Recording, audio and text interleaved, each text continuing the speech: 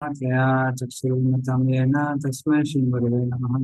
श्रीचैतन्यमनोभीष्टं स्थापितं येन भूतले स्वयं रूपकदा मह्यं ददाति सपदं वन्देऽहं श्रीगुरो श्रीयुतापदकमलं श्रीगुरोन् वैष्णवांश्च श्रीरूपं सागरजातां सगना रघुनाथं तं तं सदैवं साद्वैतं सावधूतं परिजनासहितं कृष्णचैतन्यदेवं श्रीराधा कृष्णपादान् प्रगणानुता श्रीविशाखान्वितांश्च नमो विष्णुपादाय कृष्णपृष्ठामूर्तये श्रीमते भक्तिवेदान्ता स्वामिति नाम्ने नमस्ते सारस्वते देवे गौरवाणी विशाले निर्विशेष शून्यवादी पाश्चात्यस्थान्य वाञ्छाकल्पतरुभ्यश्च कृपासिन्धुभ्यश्च पुरुषाणां पावनेभ्यो वैष्णवेभ्यो नमः। नमो महावदन्याय कृष्णप्रेमप्रदायते कृष्ण कृष्णचैतन्य नाम्ने वरिष्ठे नमः। हे कृष्ण करुणा सिन्धु दीनबन्धु जगत्पते गोसावित्र्यगन्ता राधाकान्त नमस्ते तत्काञ्चन गौराङ्गी श्री राधावृन्दावनेश्वरी विश्वानि सुते प्रणमामि हरिप्रिये नियतन मासाय नित्य परमात्मा के बल सुभद्राभ्याम जगन्नाथाय ते नमः। जय श्री कृष्ण चैतन्य प्रभु नित्यानंद श्री अद्वैत श्री अद्वैत नित्यानंद हरे कृष्ण कृष्ण कृष्ण हरे हरे हरे राम राम राम।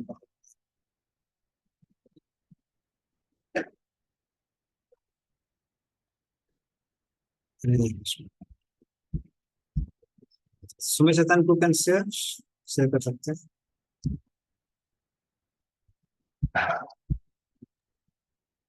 हाँ 6.23 से होगा ना। हाँ सस्पेंड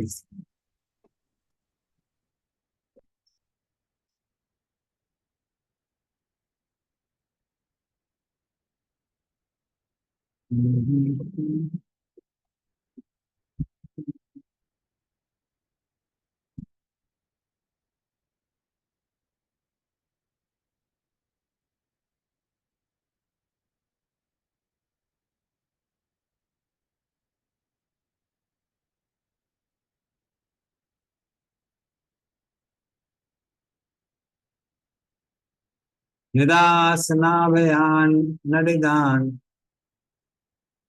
यदासनाभयान नलिनान अहम आसम महात्मनः नाविदं यज्ञ संभारान पुरुषावया यवान्विते। पढ़िए इसका। हरे कृष्ण सागर प्रणाम। जब मैं महापुरुष श्री भगवान महाविष्णु के नाभि कमल से उत्पन्न हुआ था, तब मेरे पास यज्ञ का अनुष्ठान करने के लिए उन महापुरुष के शारीरिक अंगों के अतिरिक्त अन्य कोई सामग्री नहीं थी। तात्पर्य पढ़ना प्रभु जी। हाँ पढ़िए। श्री प्रभुपाद की जय। ब्रह्मांड के सृष्टा ब्रह्मा स्वयंभू कहे जाते हैं, जिसका अर्थ है वह जो माता पिता के बिना उत्पन्न हुआ हो। सृष्टि का सामान्य नियम यह है कि माता तथा पिता के संसर्ग के फलस्वरूप ही जीव उत्पन्न होता है, किंतु प्रथम जन्मे हुए जीव ब्रह्मा भगवान श्री कृष्ण के पूर्ण अंश महाविष्णु के नाभि कमल से उत्पन्न होते हैं। यह नाभि कमल शिव भगवान के शरीर का एक अंग है और ब्रह्मा इसी कमल से उत्पन्न होते हैं। अतएव ब्रह्मा भी शिव भगवान के शरीर के अंग हैं। प्रकट होने के पश्चात ब्रह्मा को ब्रह्मांड के विराट शून्य में अंधकार के अतिरिक्त और कुछ नहीं दिखा। उन्हें बेचैनी हुई और उनके हृदय में से श्री भगवान ने उन्हें प्रेरित किया कि वे तपस्या करें, जिससे यज्ञ के अनुष्ठान हेतु सामग्री प्राप्त हो सके। लेकिन इन दोनों अर्थात भगवान महाविष्णु तथा श्री भगवान के अंग से जन्मे हुए ब्रह्मा के अलावा वहां अन्य कुछ भी न था। यज्ञ के अनुष्ठान के लिए अनेक सामग्रियों की, विशेष रूप से पशुओं की आवश्यकता थी। पशु यज्ञ कभी भी पशुवध के निमित्त नहीं किया जाता, अपितु यज्ञ को सफल बनाने के लिए यज्ञ किया जाता है। यद्यपि यज्ञाग्नि में भेंट किया गया पशु नष्ट हो गया प्रतीत होता है, किंतु पटु पुरोहित द्वारा उच्चारित वैदिक मंत्रों से अगले क्षण उसे नवीन जीवन प्रदान कर दिया जाता है। जब ऐसा पटु पुरोहित उपलब्ध नहीं होता, तब यज्ञ की बलि वेदी में पशु यज्ञ करना वर्जित है।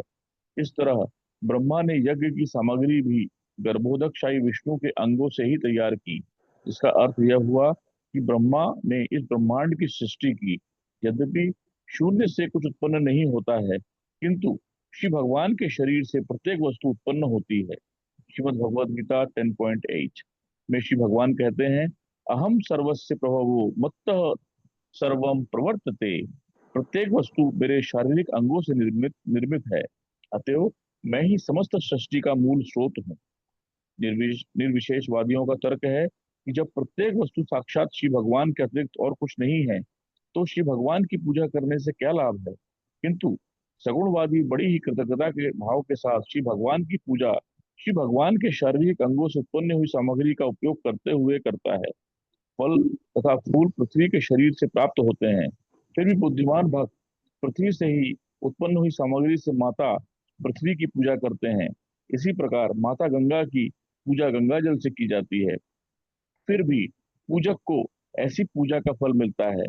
श्री भगवान की पूजा भी श्री भगवान के शारीरिक अंगों से उत्पन्न हुई सामग्री द्वारा की जाती है, तो भी पूजक जो स्वयं श्री भगवान का अंश है श्री भगवान की भक्ति का फल प्राप्त करता है।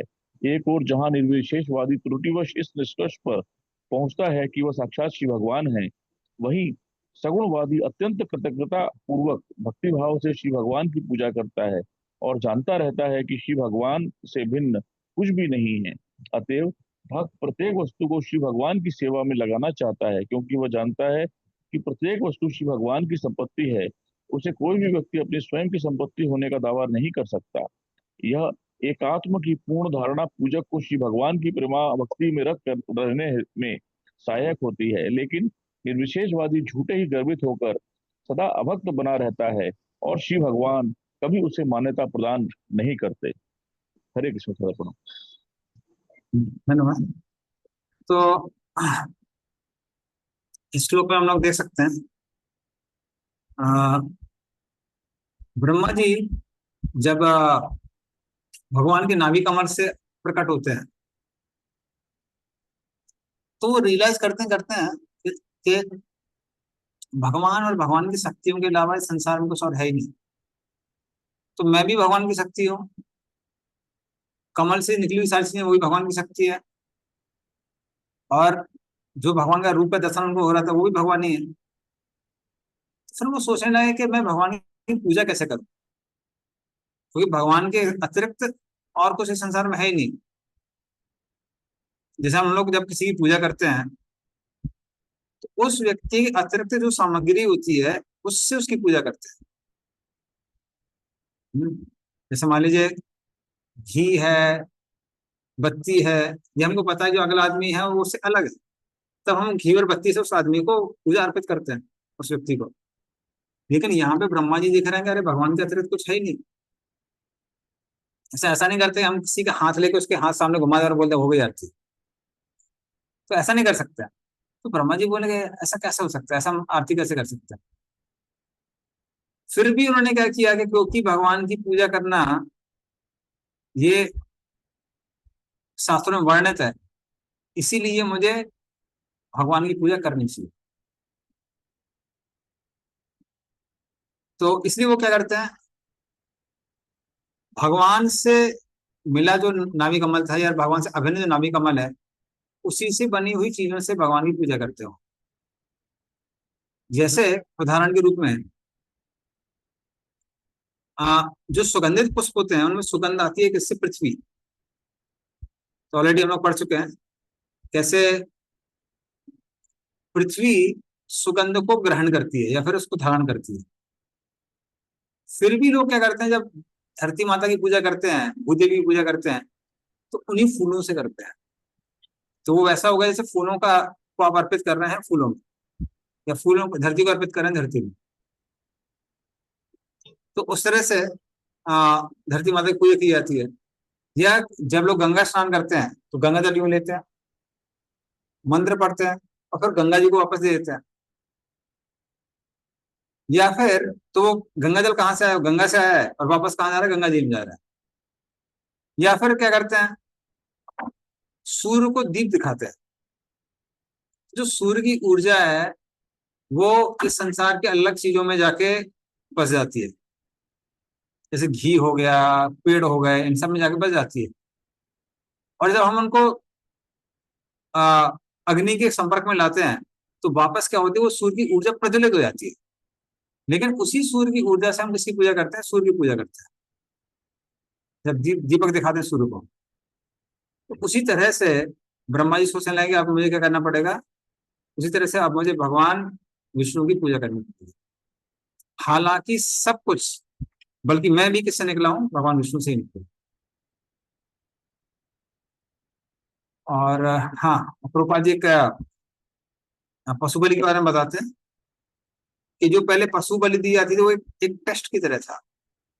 जैसे आजकल जो मेडिसिन बनाई जाती है तो कई बार वो पशुओं पर प्रयोग की जाती है और उसके बाद में फिर आदमी पर प्रयोग की जाती है। हालांकि उसमें से उससे पशु का कोई लाभ नहीं होता है, जो लाभ होता है मनुष्य को लाभ होता है। लेकिन आप बोल सकते हैं वो एक तरह का मेडिकल टेस्ट है। उसी तरह से पहले पशुओं का की बलि चढ़ाई जाती थी और पशुओं को या तो एक नवीन जीवन प्राप्त होता था, जो कि वो शरीर यज्ञ कुंड से बाहर आता था, या कभी कभी उनको मनुष्य से शरीर भी प्राप्त होता था तो यज्ञ कुंड से बाहर आता था। और जब वो बाहर आता था तो सबको कंफर्म हो जाता था कि देश काल पात्र जो भी हम इंग्रेडिएंट्स यूज कर रहे हैं वो सब के सब शुद्ध है, और शुद्ध है तो अभी हम लोग यज्ञ को प्रारंभ कर सकते हैं। इसलिए यज्ञ पशु बलि चढ़ा जा रही थी। लेकिन क्योंकि कलयुग में ना ही शुद्ध इंग्रेडिएंट्स मिलते हैं आपको और ना ही वो विद्वान पंडित मिलते हैं, इसलिए अश्वमेध यज्ञ और गोमेध यज्ञ को कलयुग में वर्जित किया गया है। अश्वमेधम गवालंबम संन्यासम पहले पैतृकम देवरण पत्ति कलो पंच विवर्जित। तो 5 चीजें वर्जित की गई हैं, उसमें से कौन कौन से? अश्वमेध यज्ञ और गोमेध यज्ञ। ओके, तो आगे चलते हैं हम लोग। हरे कृष्ण प्रभु जी, सर्वप्रथम हाँ, यस बोलिए। प्रभु जी, इसमें एक चीज और बताया जा रहा है कि पुराने समय में जो बलि देते थे तो उसमें यदि जो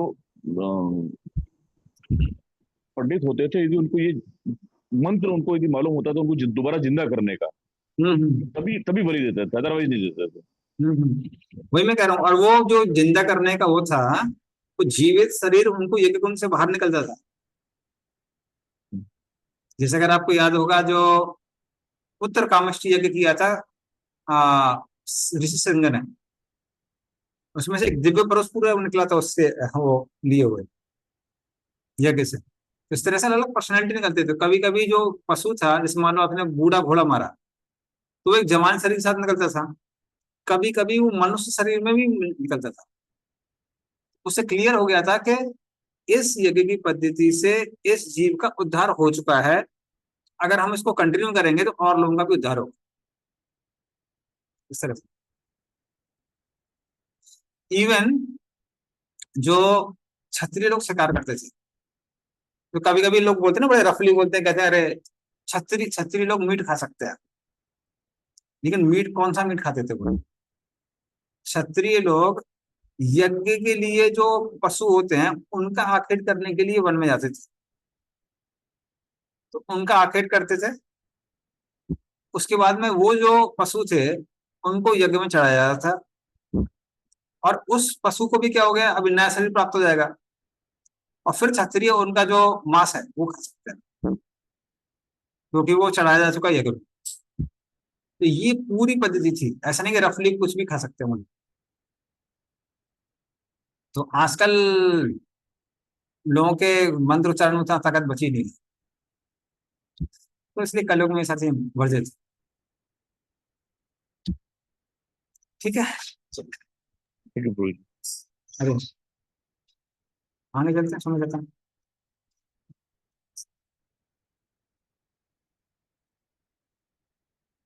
तेषु यज्ञस्य पशवः सवनस् पतयः कुशाः इदं च देव यजनं कालश्चोरु गुणान्वितः।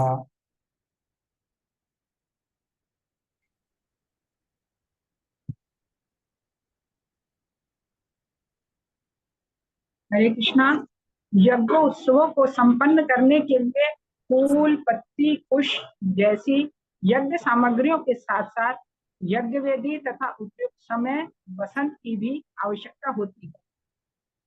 हरे कृष्ण। धन्यवाद।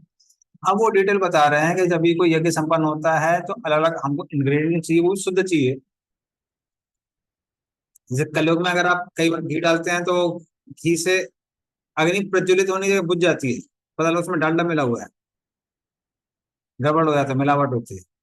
तो शुद्ध इंग्रेडिएंट चाहिए तो पुष्प चाहिए, घास चाहिए, जैसे कहीं कहीं दुर्वा घास का प्रयोग किया जाता है, कहीं कहीं पर कुछ घास का प्रयोग किया जाता है, कहीं कहीं कास घास का प्रयोग किया जाता है। कुछ और कास घास के मैट होने चाहिए। फिर यज्ञ वेदी होनी चाहिए। यज्ञ वेदी भी कई बार सोने की बनी होती है।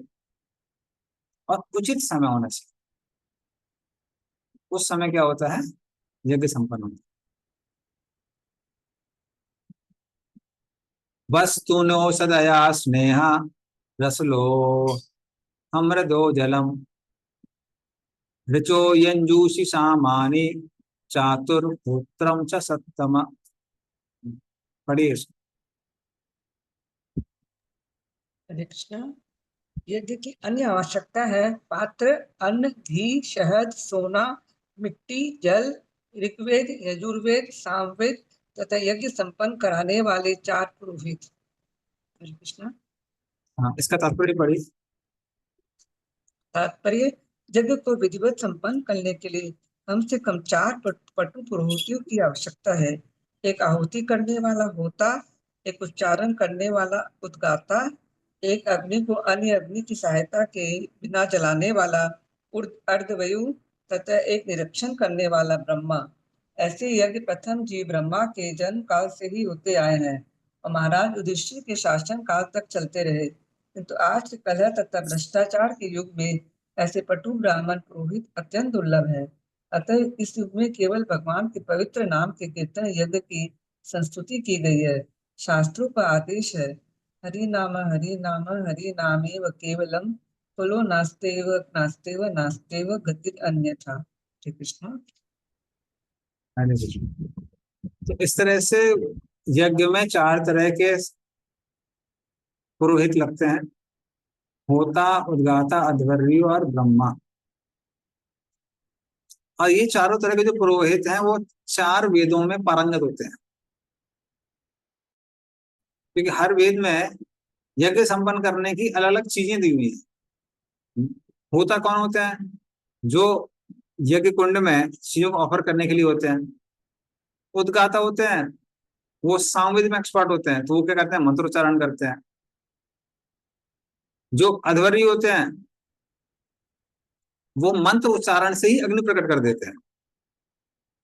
और ब्रह्मा जो होते हैं वो सुपरवाइज करते हैं, चीजों को कौन सी चीज कहाँ रहनी चाहिए, अतिथियों का कैसे सत्कार होना चाहिए, तो ये सारी डायरेक्शन देते हैं ब्रह्मा।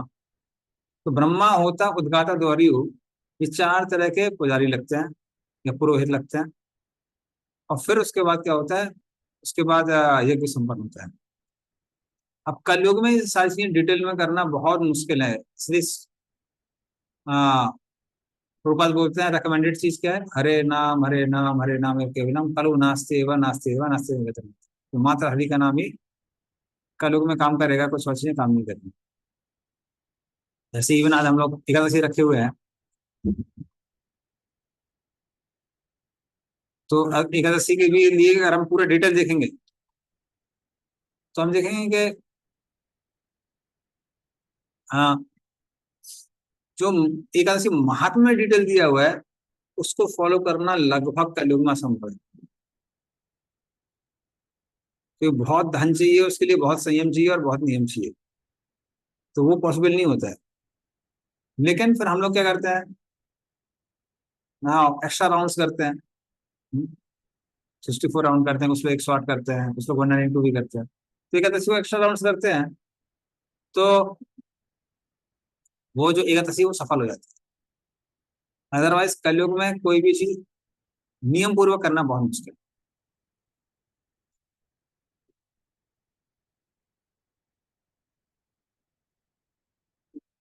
नेक्स्ट।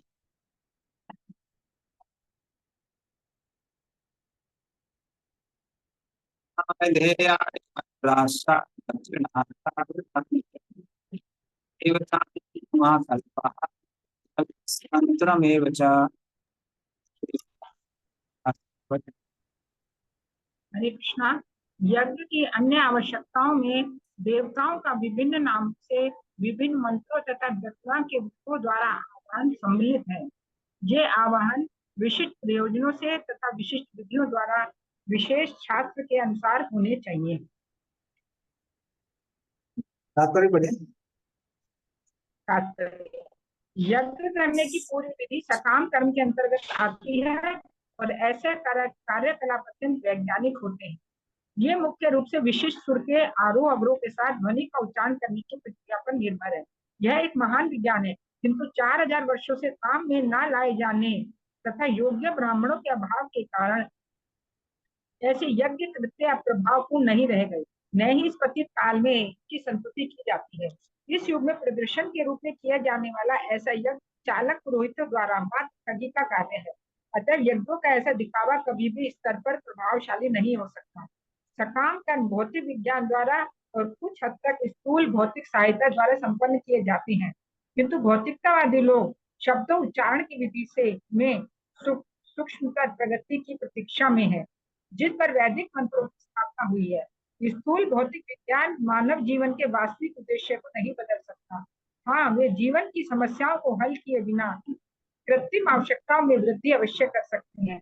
फलतः भौतिकतावादी जीवन शैली त्रुटिपूर्ण मानव सभ्यता की ओर ले जाती है। चूंकि जीवन का परम उद्देश्य आध्यात्मिक अनुभूति है, अतएव जैसा कि ऊपर कहा जा चुका है, भगवान के पवित्र नाम के आह्वान की प्रत्यक्ष विधि की भगवान चैतन्य ने संस्तुति की है। आधुनिक युग के लोग इस सरल विधि का लाभ उठा सकते हैं, क्योंकि यह जटिल सामाजिक संरचना की परिस्थिति में अपनाई जाने योग्य है। हरे कृष्ण। हरे हरे। तो पहले यज्ञ हुआ करते थे, जैसे प्रभुपाद बताते हैं, लेकिन कलयुग में ये संभव नहीं है। तो अभी कई बार जो लोग यज्ञ करते भी है तो मात्र भौतिक लाभ के लिए करते हैं। बल्कि आप कई जगह देखेंगे कि जो यज्ञ संपन्न करने वाले पुरोहित भी हैं, आजकल तो कई बार ड्रेस भी नहीं पहनते, वो अपना पैंट शर्ट पहन के सब आ जाते हैं और फिर उसके बाद यज्ञ करने लगते हैं। तो कई जगह ऐसा भी देखा गया है। या फिर उनको मंत्र उच्चारण भी ठीक से नहीं आता है, जो भी यज्ञ संपन्न करना हो बुक लेके आते हैं, ठीक से उच्चारण भी नहीं कर पाते हैं। तो अनट्रेंड लोग अगर यज्ञ करते हैं तो फिर यज्ञ का फल नहीं मिलता है। यज्ञ तभी होना चाहिए जब ट्रेंड प्रीस्ट हो, उनकी ट्रेनिंग हुई हो। तो इस तरह से प्रभुपाद बोलते हैं कि कलयुग में एक ही चीज संभव है, वो क्या है? भगवान हरि का नाम है। तो जैसा कि ये 3 श्लोकों में बताया गया है कि अलग अलग चीजों की आवश्यकता पड़ती है। वनस्पतियों की आवश्यकता होती है,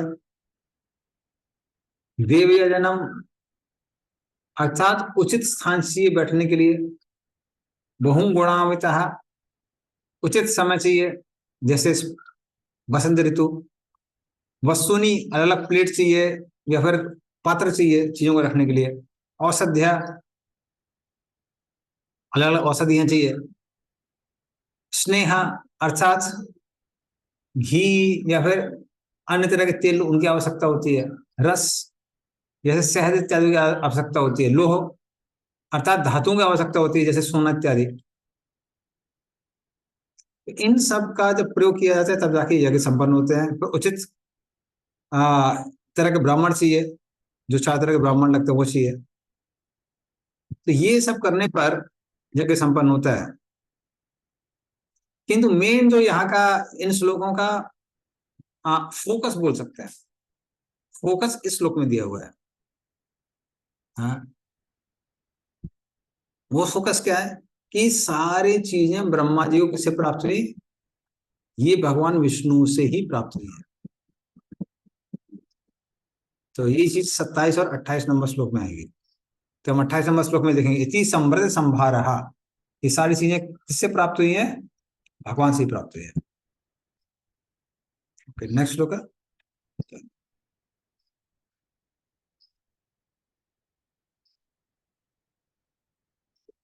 गतयो मतयश्चैव प्रायश्चित्तं समर्पणम् पुरुषावयवेरेते संभारः संवृता मया। पढ़िए इसको। हरे कृष्णा। इस प्रकार मुझे भगवान के शारीरिक अंगों से ही यज्ञ करने के लिए इन आवश्यक सामग्रियों की तथा साज सामान की व्यवस्था करनी पड़ी।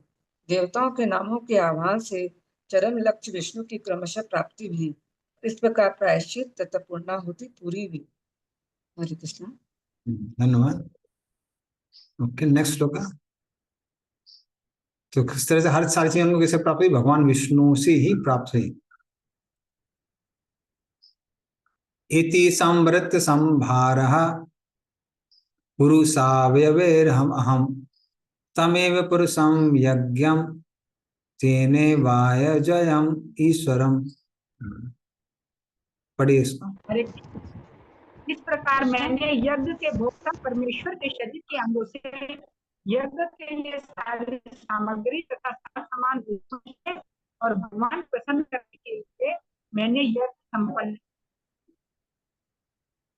इसका मतलब, हाँ, इसका तात्पर्य पढ़े, मतलब तात्पर्य है जो सामान्य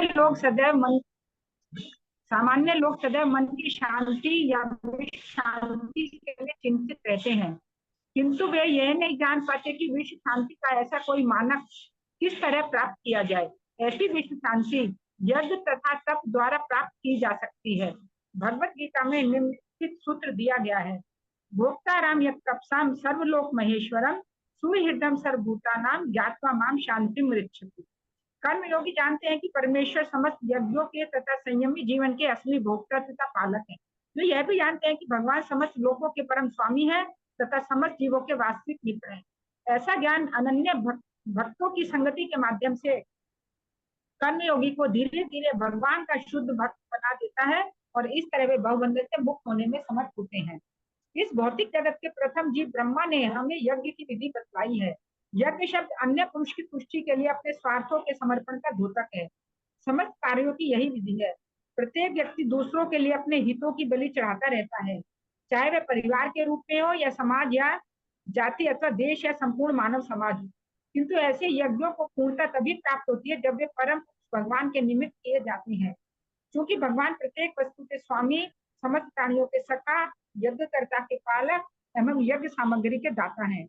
अतः समस्त यज्ञों द्वारा केवल उन्हीं को तुष्ट करना चाहिए, अन्य किसी को नहीं। सारा संसार विद्या, सामाजिक उत्थान, आर्थिक विकास तथा मानव दशा को पूर्णतः सुधारने की योजनाओं को समुन्नत बनाने में अपनी शक्ति की आहुति करने में लगा है। किंतु कोई भी व्यक्ति भगवान के निमित्त यज्ञ करने में रुचि नहीं रखता, जिसका उपदेश भगवत गीता में किया गया है। अतः संसार में शांति नहीं है। यदि सारे लोग सचमुच विश्व शांति चाहते हैं तो उन्हें परम स्वामी तथा सबों के सखा के निमित्त यज्ञ संपन्न करना चाहिए। हरे कृष्ण। धन्यवाद। तो इस श्लोक में क्या बताया? इति समृद्ध संभारः पुरुषस्यावेर अहम्, कि मैंने क्या किया, भगवान के शरीर से जो चीजें प्राप्त हुई थी उनसे ही भगवान की पूजा की। तो पुरुष सूक्त में भी इस श्लोक इस तरह से आता है, यद पुरुषेण हविषा देवे यज्ञम अतन्वता यज्ञेन यज्ञम अयाजन्ते। अर्थात देवताओं ने क्या किया, भगवान से प्राप्त हुई या भगवान के शरीर से मिली जो वस्तुएं थी उससे ही भगवान को आहुति अर्पित की। तो इस तरह से जो ये बात समझ जाता है कि सारी वस्तुएं या तो भगवान स्वयं है, इस संसार में भगवान स्वयं है, या फिर सारी वस्तुएं भगवान से ही निकली हैं। तो ऐसा व्यक्ति हमेशा कृष्ण भावना भावित रहता है, और जो व्यक्ति हमेशा कृष्ण भावना भावित रहता है वो कभी भी माया के चंगुल में नहीं फंस सकता है। माया के चंगुल में व्यक्ति कब फंसता है? जब वो देखता है कि संसार की वस्तुएं भगवान से अलग है, तो उनको पृथक रूप से देखता है, तो व्यक्ति संसार में फंसता है। और पृथक रूप में नहीं देखता तो वो कैसा होगा? कृष्ण भावना भावित है, और ऐसा भक्ति फंसता नहीं है। जैसे ज्यादातर लोग कई बार अहंकार में फंस जाते हैं, क्योंकि उनको वह लगता है कि जो उनके पास शक्ति है, सामर्थ्य है, वो उनका है, पर उनको पता नहीं है कि सारी शक्तियां और सामर्थ्य तो सब भगवान से आई है। बल्कि हम भी कौन है, हम भी भगवान के ही अंश हैं। तो इस तरह से अगर कोई व्यक्ति कृष्ण भावना भावित होगा, किसकी तरह, ब्रह्मा जी की तरह, तो फिर वो व्यक्ति संसार में माया के अधीन नहीं आ सकता है। तो ब्रह्मा जी इसको प्रत्यक्ष देख रहे थे, हम लोगों को ब्रह्मा जी के द्वारा देखना है, क्योंकि वो हमारे संप्रदाय के आचार्य हैं। ठीक है, नेक्स्ट श्लोक है सुमे चेतन भूय स्पृश्य। So, Hare Krishna, Prabhuji. अरे हरे। Prabhuji, over here, like basically, like Brahmaji is seeing everything in relation to Vishnu, or he's seeing everything as Vishnu. Okay, so it's not like he's seeing everything as Vishnu, he's seeing either everything is Vishnu or Vishnu's energy. So because he's seeing everything as Vishnu's energy, and actually speaking, in one sense you can say everything is Vishnu also, in the sense that not that thing itself is Vishnu, but it's part of Vishnu. Like the lotus which came out of Lord's navel, it's part of Lord Vishnu only, no? Or it is as good as Vishnu. So then he had to use the ingredients of the lotus to worship the Lord. But he's understanding that this lotus is part of the Lord only. It's not like not different from Lord. Similarly, all the 14 planetary system, जो भी 14 भवन है, वो कहाँ है, वो उस कमल की डंडी में है, वो सबके सब उस कमल की डंडी में है। तो आप जो भी चीज टच कर रहे हैं, मेरा शरीर है या फिर ये वॉल है या फिर लैपटॉप है, जो भी आप देख रहे हैं या फिर उधर देख रहे हैं, सब भगवान विष्णु के नाभि से निकला हुआ कमल उसके अंदर है और उसी के इंग्रेडिएंट से बने हुए हैं। तो इन वन सेंस वो भगवान से अभिन्न है। बट इसका मतलब ये नहीं है कि हम दीवार की पूजा करने लगते हैं या फिर टेबल की पूजा करने लगते हैं, लैपटॉप की पूजा करने लगते हैं। तो हम भगवान के रूप की पूजा करते हैं, जो टोटलिटी में रूप है। In one sense energy and energetic are non different, अभिन्न भी है। तो हम लोग कई बार क्या करते हैं, हम लोग एनालॉजी लगाते हैं ना, हम लोग किस तरह से एनालॉजी यूज करते हैं कि ठीक है ये चीज मेरी है और मेरा चश्मा मेरी एनर्जी है। लेकिन एक्चुअली स्पीकिंग चश्मा हमारे बॉडी का पार्ट नहीं है, वो हमको बिलोंग करता है अगर आप बुरा सेंस में देखें। लेकिन जो लोटस है प्रैक्टिकली लिटरली स्पीकिंग वो भगवान का ही पार्ट है। हम भी भगवान के पार्ट है, लेकिन हम कैसे, हम इटरनली सेपरेटेड है। ममे वामस जीव लोके जीव भूत सनातन, we are separate part and parcel. But किसके पार्ट एंड पार्सल? भगवान के पार्ट एंड पार्सल। तो उस हिसाब से हम भी भगवान से अभिन्न है। वो एग्जैक्टली सिर्फ एनर्जी ऐसा नहीं है जिसको हम लोग कहते हैं, इट्स नॉट जस्ट एनर्जी, वैसा नहीं कह सकते। तो ये तो देन ये तो काफी सिमिलर टू मायावाद हो गया। Then this becomes very similar to मायावाद कि वो this माने like what we hear about Shankaracharya ने कि this is Brahman, I am Brahman, Brahman merging into Brahman. तो then तो it becomes like very similar to मायावादी then. नहीं देखो, वहां इंडिविजुअलिटी को डिस्ट्रॉय किया जाता है, यहाँ पर इंडिविजुअलिटी को डिस्ट्रॉय नहीं किया जाता है, वो डिफरेंस है। वहां कैसा है, मायावादी क्या बोलते हैं कि हम ब्रह्म के पार्ट थे, अब ब्रह्म से अलग हो गए और फिर ब्रह्म में मिल जाएंगे। तो आइडेंटिटी कुछ समय के लिए बनी और फिर डिस्ट्रॉय। पर हमारी अंडरस्टैंडिंग नहीं है। हमारी अंडरस्टैंडिंग कैसी है, ममे वाम से जीव लोके जीव भूत सनातना, हम भगवान के हिस्से थे, हैं, रहेंगे, हमारी इंडिविजुअलिटी है और हम इटरनली भगवान के सेपरेट पार्ट थे और अभी भी सेपरेट पार्ट हैं और सेपरेट पार्ट रहेंगे।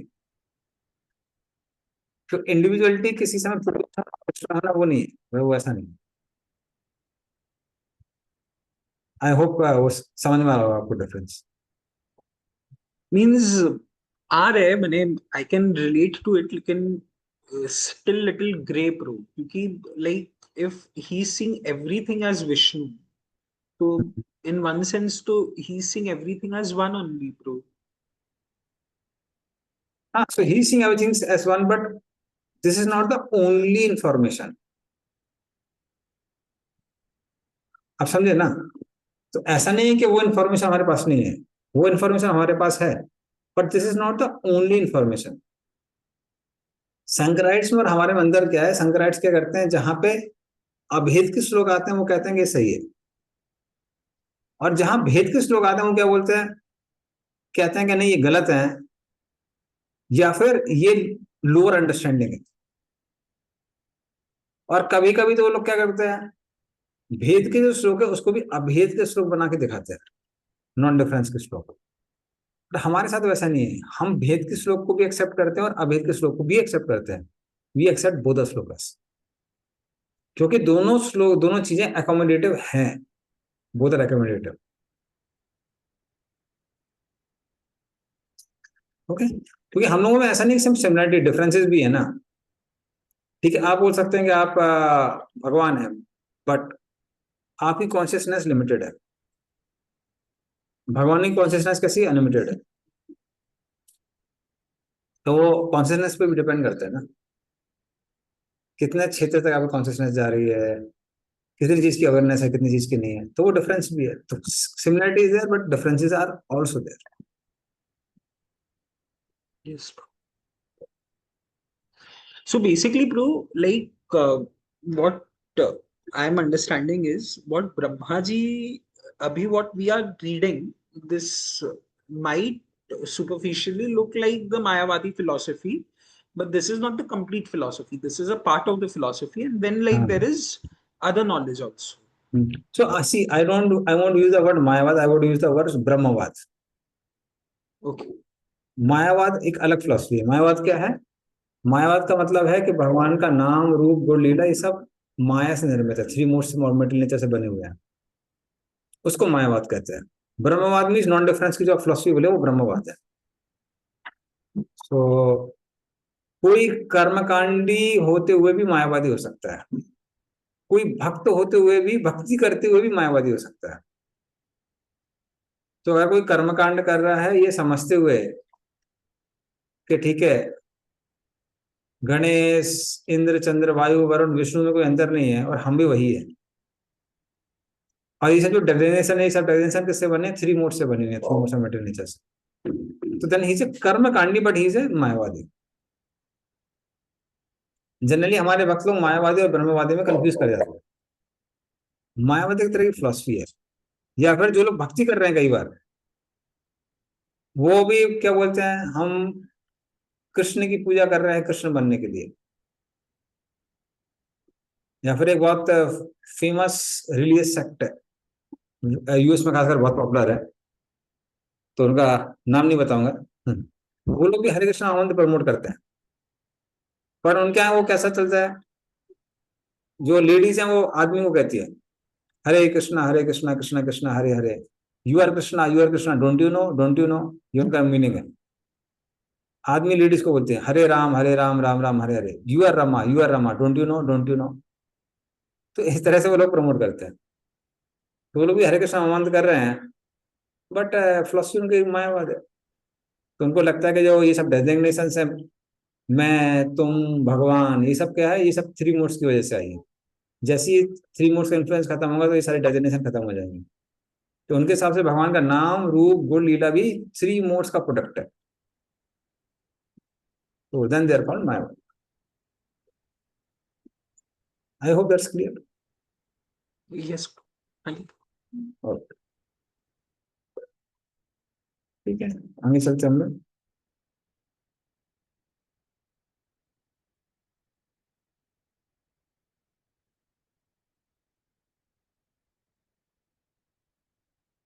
ततस्ते भ्रातर इमे प्रजानां पतयो नव, अयजन व्यक्तम अव्यक्तम पुरुषं सुसमाहिताः।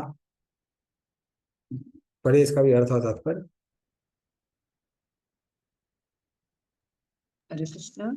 एक पुत्र तत्पश्चात तुम्हारे 9 भाइयों ने, जो प्रजापति है, व्यक्त तथा अव्यक्त दोनों प्रकार के पुरुषों को प्रसन्न करने के लिए समुचित अनुष्ठानों से यज्ञ संपन्न किया। तात्पर्य, व्यक्त पुरुषों में स्वर्ग के राजा इंद्र तथा देवता जैसे उनके पार्षद आते हैं, और अव्यक्त पुरुष में साक्षात भगवान आते हैं। व्यक्त पुरुष भौतिक कार्यों के भौतिक नियंत्रक है, जबकि भगवान का अप्रकट व्यक्तित्व दिव्य है और भौतिक व्योम की सीमा के परे हैं। इस कलयुग में व्यक्त देवता भी नहीं दिखते, क्योंकि अंतरिक्ष यात्रा पूर्ण रूप से बंद है। अतः आधुनिक मनुष्य की ढकी हुई आंखों के लिए शक्तिशाली देवता तथा भगवान दोनों ही अव्यक्त बने हुए हैं। आधुनिक व्यक्ति प्रत्येक वस्तु को अपनी आंखों से देखना चाहते हैं, भले ही वे पर्याप्त रूप में योग्य न हो। फलस्वरूप वे देवताओं में या परमेश्वर के अस्तित्व में विश्वास नहीं करते। उन्हें चाहिए कि वे प्रामाणिक शास्त्रों के पृष्ठों को पलटे और मात्र अपनी अक्षम आंखों पर ही विश्वास न करें। आज भी ईश्वर प्रेम रूपी अंजन लगाकर योग्य आंखों से ईश्वर के दर्शन किए जा सकते हैं। हरे कृष्णा। धन्यवाद। तो व्यक्तम, व्यक्तम बोला है इंद्र इत्यादि के लिए और अव्यक्तम बोला है भगवान के लिए। और प्रभुपाद बोलते हैं अव्यक्तम क्यों बोला है? क्योंकि भगवान किसी को दिखते नहीं है। खासकर जब तक लोगों ने भक्ति नहीं की है, कृष्ण प्रेम प्राप्त नहीं किया है, इसलिए उनको कभी कभी अव्यक्तम भी कहा जाता है। तो इस तरह से इन सब ने क्या किया, ब्रह्मा जी की पूजा करने के बाद बाकी लोगों ने भी भगवान की पूजा की। किससे की? उसी कमल से प्राप्त जो इंग्रेडिएंट्स थे उनसे पूजा की। तो पुरुषाम जाता मग्रता तेने देवा आयजंता, ये पुरुष सूक्त से है। तो उसी सिमिलर स्टेटमेंट है पुरुष सूक्त से। Okay, next question. ततश्चामनवा काले ईजरे ऋषयो अपरे पितरो विबुधा दैत्या मनुष्या कृतुभिर विभुम। पढ़िए इसका। हरे कृष्णा। तत्पश्चात मनुष्यों के पिताओं अर्थात मनुओं, महर्षियों, पितरों, विद्वान पंडितों, दैत्यों तथा मनुष्यों ने परमेश्वर को प्रसन्न करने के निमित्त यज्ञ संपन्न किए। हरे कृष्ण। धन्यवाद। तो उनको, उनकी पूजा करने के बाद में किस किसने पूजा की? मनु, पितृ, देवता, दैत्य, मनुष्य, इसके बाद सबने पूजा की। और अभी भी लोग जो यज्ञ कर रहे हैं वो हमको पता होना चाहिए वो कैसे कर रहे हैं। वो उसी कमल से प्राप्त जो चीजें हैं उनसे ही कर रहे हैं। लेकिन अगर कोई ये समझता है तो कृष्ण भावना भावित है, जो नहीं समझता है वो कृष्ण भावना भावित नहीं है। नेक्स्ट।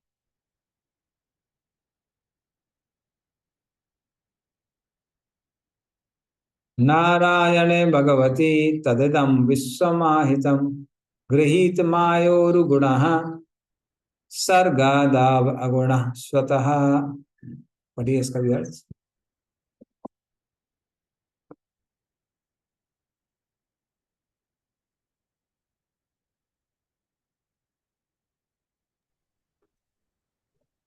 हरे कृष्णा। अतः सारे ब्रह्मांडों की भौतिक अभिव्यक्तियां उनकी शक्तिशाली भौतिक शक्तियों में स्थित है, जिन्हें वे स्वतः स्वीकार करते हैं, यद्यपि वे भौतिक गुणों से सदैव निर्लिप्त रहते हैं। हरे कृष्णा। इसका तात्पर्य पढ़िए मतलब। तात्पर्य इस तरह नारद ने ब्रह्मा जी से भौतिक सृष्टि के पालन के विषय में जो प्रश्न पूछा था उसका उत्तर मिल जाता है।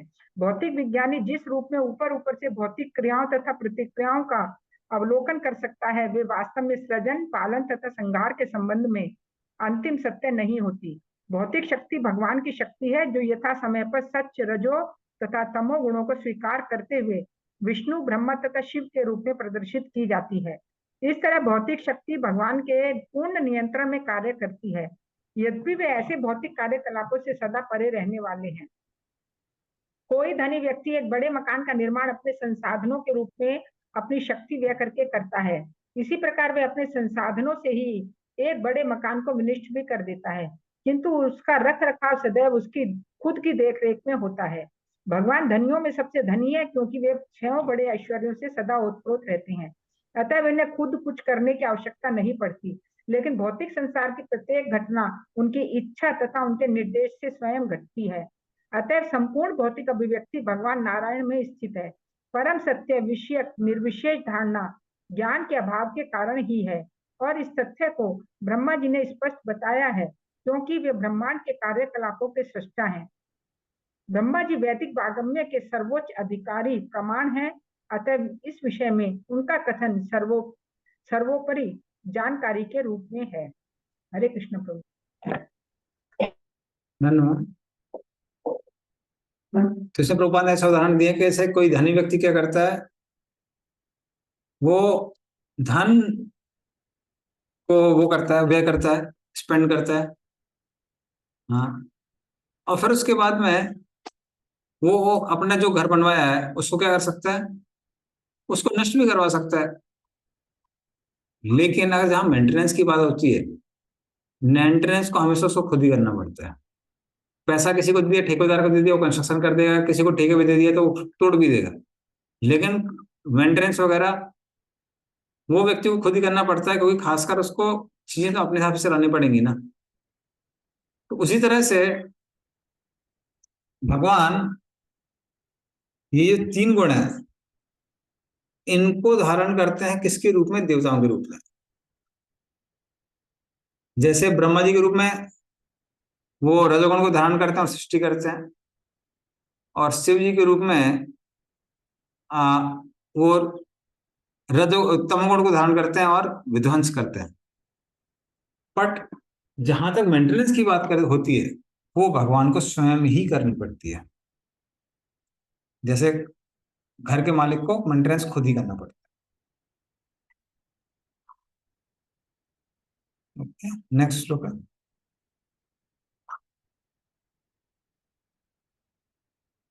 सदामि तन्नियुक्तोऽहं हरो हरति तद्वशः विश्वं पुरुष रूपेण परिपाति त्रिशक्तिधृक्।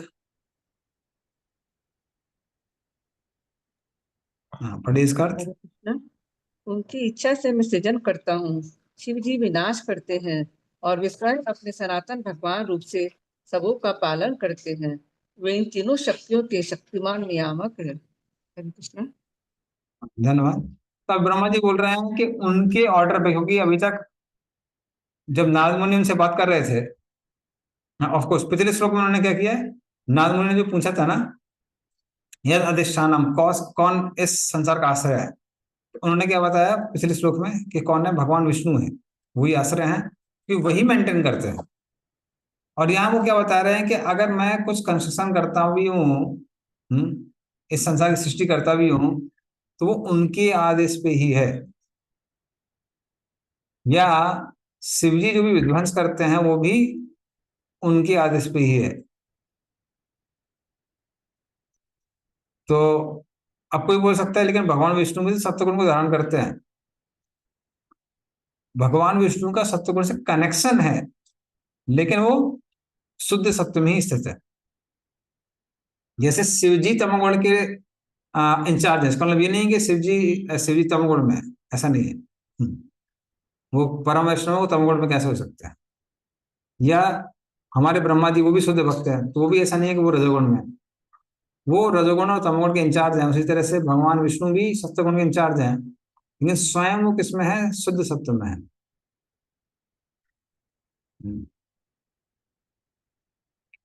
तो इस तरह से वही भगवान क्या है, वो सत्वगुण में, सॉरी, सत्वगुण के इंचार्ज हैं, परमात्मा रूप से हृदय में विद्यमान रहते हैं, और माया शक्ति के द्वारा इस संसार का पालन करते हैं। तो इस तरह से ये डिटेल बता रहे हैं ब्रह्मा जी कि मैं भी उनके अधीन ही काम करता हूँ।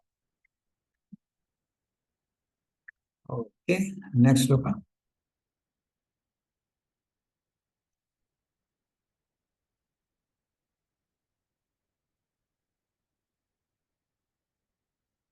इति ते अभिहितं तात यथेदम् अनुपृच्छसि नान्यद् भगवतः किंचित भाव्यम सत असदात्मकम्। हरे कृष्णा। प्रिय पुत्र, तुमने मुझसे जो कुछ पूछा था उसको मैंने इस तरह तुम्हें बतला दिया। तुम यह निश्चय जानो कि जो कुछ भी यहाँ है, चाहे वह कारण हो या कार्य, दोनों ही आध्यात्मिक तथा भौतिक जगतों में वह पूर्ण पुरुषोत्तम भगवान पर आश्रित है। हरे कृष्ण। धन्यवाद। तो ब्रह्मा जी यहाँ बोल रहे हैं कि देखिए नारद मुनि, आपने जो जो हमसे प्रश्न पूछे थे, तो उन सबका मैंने उत्तर दे दिया है। अब वो चीजें समरी में दे रहे हैं। वो क्या बोलते हैं? सद असद आत्मकम। तो जो भी चीजें हैं वो सबके सब भगवान विष्णु से निकले हैं, मतलब वो उसका हेतु है भगवान विष्णु, और वही उसका अफेक्ट भी है एंड में। तो सारी चीजें भगवान विष्णु से निकली हैं और भगवान विष्णु में ही एंड होने वाली है, तो वहीं से निकली है और वहीं पे लीन होने वाली है। तो जैसे मैंने एग्जांपल दिया था, क्योंकि हमारे अंदर बोलने की इच्छा आती है इसलिए हमारी जीभ हिलती है, उससे फिर वाणी निकलती है, फिर वो आपके फिर मेरे माइक्रोफोन में जाती है, फिर आपके स्पीकर से निकलती है, फिर आपके कान में जाती है। तो इस तरह से अलग अलग हेतु कॉज और इफेक्ट्स की क्या बन जाती है, चेन बन जाती है। पर अल्टीमेटली वो निकलती किससे, भगवान विष्णु से, और एंड में कौन बचता है, भगवान विष्णु ही बचते हैं। तो इस तरह से वो नॉलेज को समराइज कर देते हैं श्लोक। ओके, अब नेक्स्ट श्लोक में हम लोग चलेंगे, जो कि बहुत फेमस श्लोक है, और आप लोग मेरे पीछे भी दोहरा सकते हैं। ना भारती में अंग मृषोपलक्ष्यते, न भारती में अंगमसो लक्ष्यते, नावे क्वचन में मनुषो मृषा गति, न वचन में मनसो वृषागति, न मे ऋषिकाणि पतन्ति असत्पथे, निकटन्ति सत्पथे, यन्मे हृदो कण्ठयवता धृतो हरिः। जन्मे कट्टयवता हितो हरि।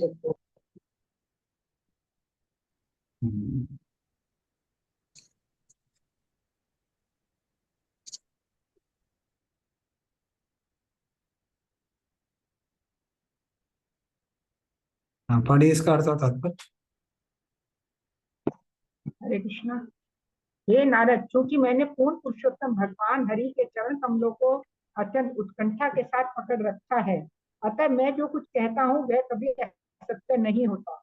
न तो मेरे मन की प्रगति कभी अवरुद्ध होती है, न ही मेरी इंद्रियां कभी भी पदार्थ की क्षणिक आसक्ति से पतित होती हैं। तात्पर्य, नारद को दी गई वैदिक विद्या के प्रथम वक्ता ब्रह्मा जी हैं, और नारद अपने विभिन्न शिष्यों सहित व्यासदेव तथा अन्यों के द्वारा इस दिव्य ज्ञान को पूरे विश्व में वितरित करने वाले हैं। वैदिक ज्ञान के अनुयायी ब्रह्मा जी के कथनों को अकाट्य सत्य मानते हैं। इस तरह यह दिव्य ज्ञान सारे संसार में सृष्टि के प्रारंभ से अनादि काल से गुरु शिष्य परंपरा द्वारा वितरित होता रहा है। ब्रह्मा जी इस भौतिक जगत के पूर्ण मुक्त जीव हैं, और अध्यात्म ज्ञान के किसी भी निष्ठावान जिज्ञासु को ब्रह्मा जी के वचनों को अमोघ मानना पड़ेगा। वैदिक ज्ञान अमोघ है क्योंकि यह परमेश्वर से सीधे ब्रह्मा के हृदय में आता है। क्योंकि ब्रह्मा जी सर्वोच्च पूर्ण जीव हैं, अतः उनके कथन अक्षरशः सत्य होते हैं। इसलिए है क्योंकि ब्रह्मा भगवान के परम भक्त है, और उन्हें भगवान के चरण कमलों को परम सत्य के रूप में उत्कंठा पूर्वक स्वीकार किया है। वे अपने ही द्वारा संकलित ब्रह्म संहिता में इस सूक्ति को दोहराते रहते हैं। गोविंदम आदि पुरुषम तमम भजामि, मैं आदि भगवान गोविंद का पूजक हूँ। अतः वे जो कुछ कहते हैं, जो भी सोचते हैं, अपने सामान्य स्वभाव में जो भी करते हैं, उसे सत्य मानकर ग्रहण करना चाहिए, क्योंकि आदि भगवान गोविंद के साथ उनका प्रत्यक्ष एवं अत्यंत घनिष्ठ संबंध है। श्री गोविंद जो अपने भक्तों की प्रेममय सेवा को प्रसन्नता पूर्वक स्वीकार करते हैं, वे अपने भक्तों के वचनों तथा कार्यों का प्रतिपालन करते हैं। भगवान भगवत गीता में कहते हैं, कौन ते प्रति जानी ही, हे कुंती पुत्र, तुम यह घोषित कर दो। भगवान अर्जुन से घोषणा करने को कहते हैं, तो क्यों? क्योंकि कभी कभी भगवान साक्षात गोविंद की घोषणा संसारी जीवों को विरोधात्मक लग सकती है, किंतु संसारी व्यक्ति कभी भी भगवत भक्त के वचनों में कोई विरोधाभास नहीं पाएगा। भगवान भक्तों की विशेष रूप से इसलिए रक्षा करते हैं जिससे वे अच्युत रहें। अतः भक्ति योग उस भक्त की सेवा से प्रारंभ होता है जो गुरु शिष्य परंपरा में होता है। भक्त गणेश सदैव मुक्त हैं, किंतु इसका अर्थ यह नहीं होता कि वे निर्विशेष हैं। भगवान शाश्वत व्यक्ति हैं और भगवत भक्त भी शाश्वत व्यक्ति हैं। क्योंकि मुक्त अवस्था में भी भक्त की इंद्रियां रहती हैं, अतः वह सदैव व्यक्ति रहता है। क्योंकि भक्त की सेवा भगवान द्वारा पूर्ण आदान प्रदान के रूप में स्वीकार की जाती है, अतः भगवान भी अपने पूर्ण आध्यात्मिक शरीर में पुरुष हैं। भक्त की इंद्रियां भगवान की सेवा में लगी रहने के कारण मिथ्या भौतिक भोग के आकर्षण द्वारा कभी विपत्त नहीं होती। भक्त की योजनाएं कभी व्यर्थ नहीं जाती। इसका कारण है भक्त की भगवान की सेवा में श्रद्धा पूर्ण आसक्ति। सिद्धि तथा मुक्ति का यही मानदंड है। ब्रह्मा जी से लेकर मनुष्य तक सारे जीव तुरंत ही मुक्ति के पथ पर अग्रसर होते हैं यदि उनकी आसक्ति आदि भगवान श्री कृष्ण में अपार निष्ठा के साथ होती है। भगवान भगवत गीता में इसकी पुष्टि करते हैं। माम चे योग अभिचारेण भक्ति योगेन सेवते स गुणान संप्रीतयान ब्रह्म भूयाय कल्पते। अतः जो कोई हृदय तथा आत्मा से दिव्य प्रेममय सेवा के माध्यम से भगवान के घनिष्ठ संपर्क में आने का इच्छुक है उसके वचन तथा कर्म सदैव अमोघ होंगे। इसका कारण यह है कि परमेश्वर परम सत्य है तथा जो भी वस्तु सच्ची निष्ठा से परम सत्य से जोड़ दी जाती है वह उसी दिव्य गुण को प्राप्त कर लेती है। इसके विपरीत भौतिक विज्ञान भौतिक ज्ञान पर आधारित कितना ही मानसिक चिंतन क्यों ना हो वह परम सत्य के प्रामाणिक संसर्ग के बिना संसारी असत्य होने से असफल होता है केवल इसलिए कि उसका संसर्ग परम सत्य के साथ नहीं होता। ऐसे ईश्वर विहीन अश्रद्धापूर्ण वचन तथा कर्म भौतिक दृष्टि से कितने ही समृद्ध क्यों ना हो विश्वास के योग्य नहीं होते। इस महत्वपूर्ण श्लोक का यही तात्पर्य है। भक्ति का एक कण भी अश्रद्धा के कई टन से अधिक मूल्यवान है। हरे कृष्ण। हरे कृष्णा। तो ये बहुत फेमस श्लोक है। ना भारती में अंगम रसोपलक्ष्यते, अर्थात ब्रह्मा जी कह रहे हैं जो मैं बोल रहा हूं वो कभी गलत नहीं होता है। वो ऐसा क्यों बोल रहे हैं? क्योंकि उसके पहले नारद मुनि कहते हैं कि आपने बताया कि आध्यात्मिक जगत है वो नित्य है, तीनों गुणों के परे है। आपने बताया कि ये भौतिक जगत है वो एक चौथाई हिस्सा है, ये तीनों गुणों से निर्मित है और ये क्षणिक भी है और यहाँ पर माया का भी प्रभाव पड़ता है। तो मुझे ये समझ में आ गया आप इंडायरेक्टली क्या बोल रहे हैं। बोल रहे हैं कि इस संसार की वस्तुएं भी कैसी हैं? सत्य हैं, क्योंकि उनको हम भगवान की सेवा में लगाते हैं या फिर साधना के रूप में उसका प्रयोग करते हैं। लेकिन अन्य जो लोग हैं वो क्या कहते हैं? ब्रह्म सत्यम जगत मिथ्या है, संसार मिथ्या है। तो इस तरह से वो कुछ और बोल रहे हैं, आप कुछ और बोल रहे हैं। हमको ये बताइए कौन सा सही है और कौन सा गलत है। तब ब्रह्मा जी वाला श्लोक कहते हैं ना भारतीय में अंग रक्षते, जो भी मैं बोलता हूँ वो गलत नहीं हो सकता है। ना वे क्वेश्चन है मनुष्य में गति, अगर मैंने किसी चीज का निर्णय कर लिया तो मेरी मन की गति यहाँ वहां नहीं होती है।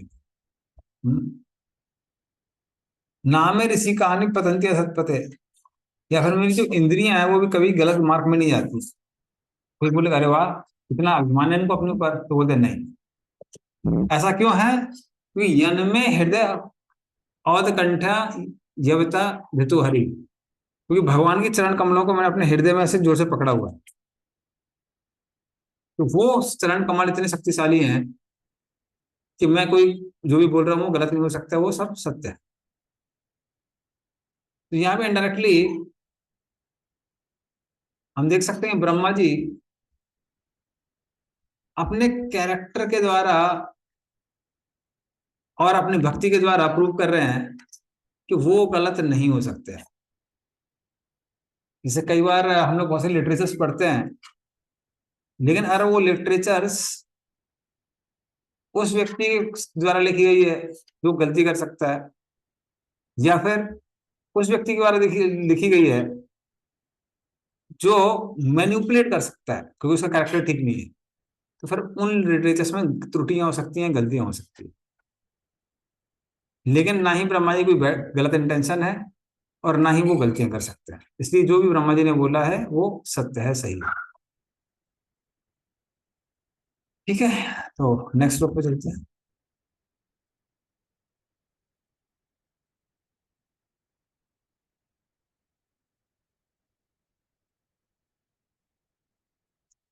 सोहम समाम्नाय निममस् यमयस्तपोमयः प्रजापतीनां विवन्दितः पतिः आस्थाय योगं निपुणं समाहितस् तम नाद गच्छम यद आत्मसंभवः। हाँ, पढ़िए इसका अर्थ और तात्पर्य।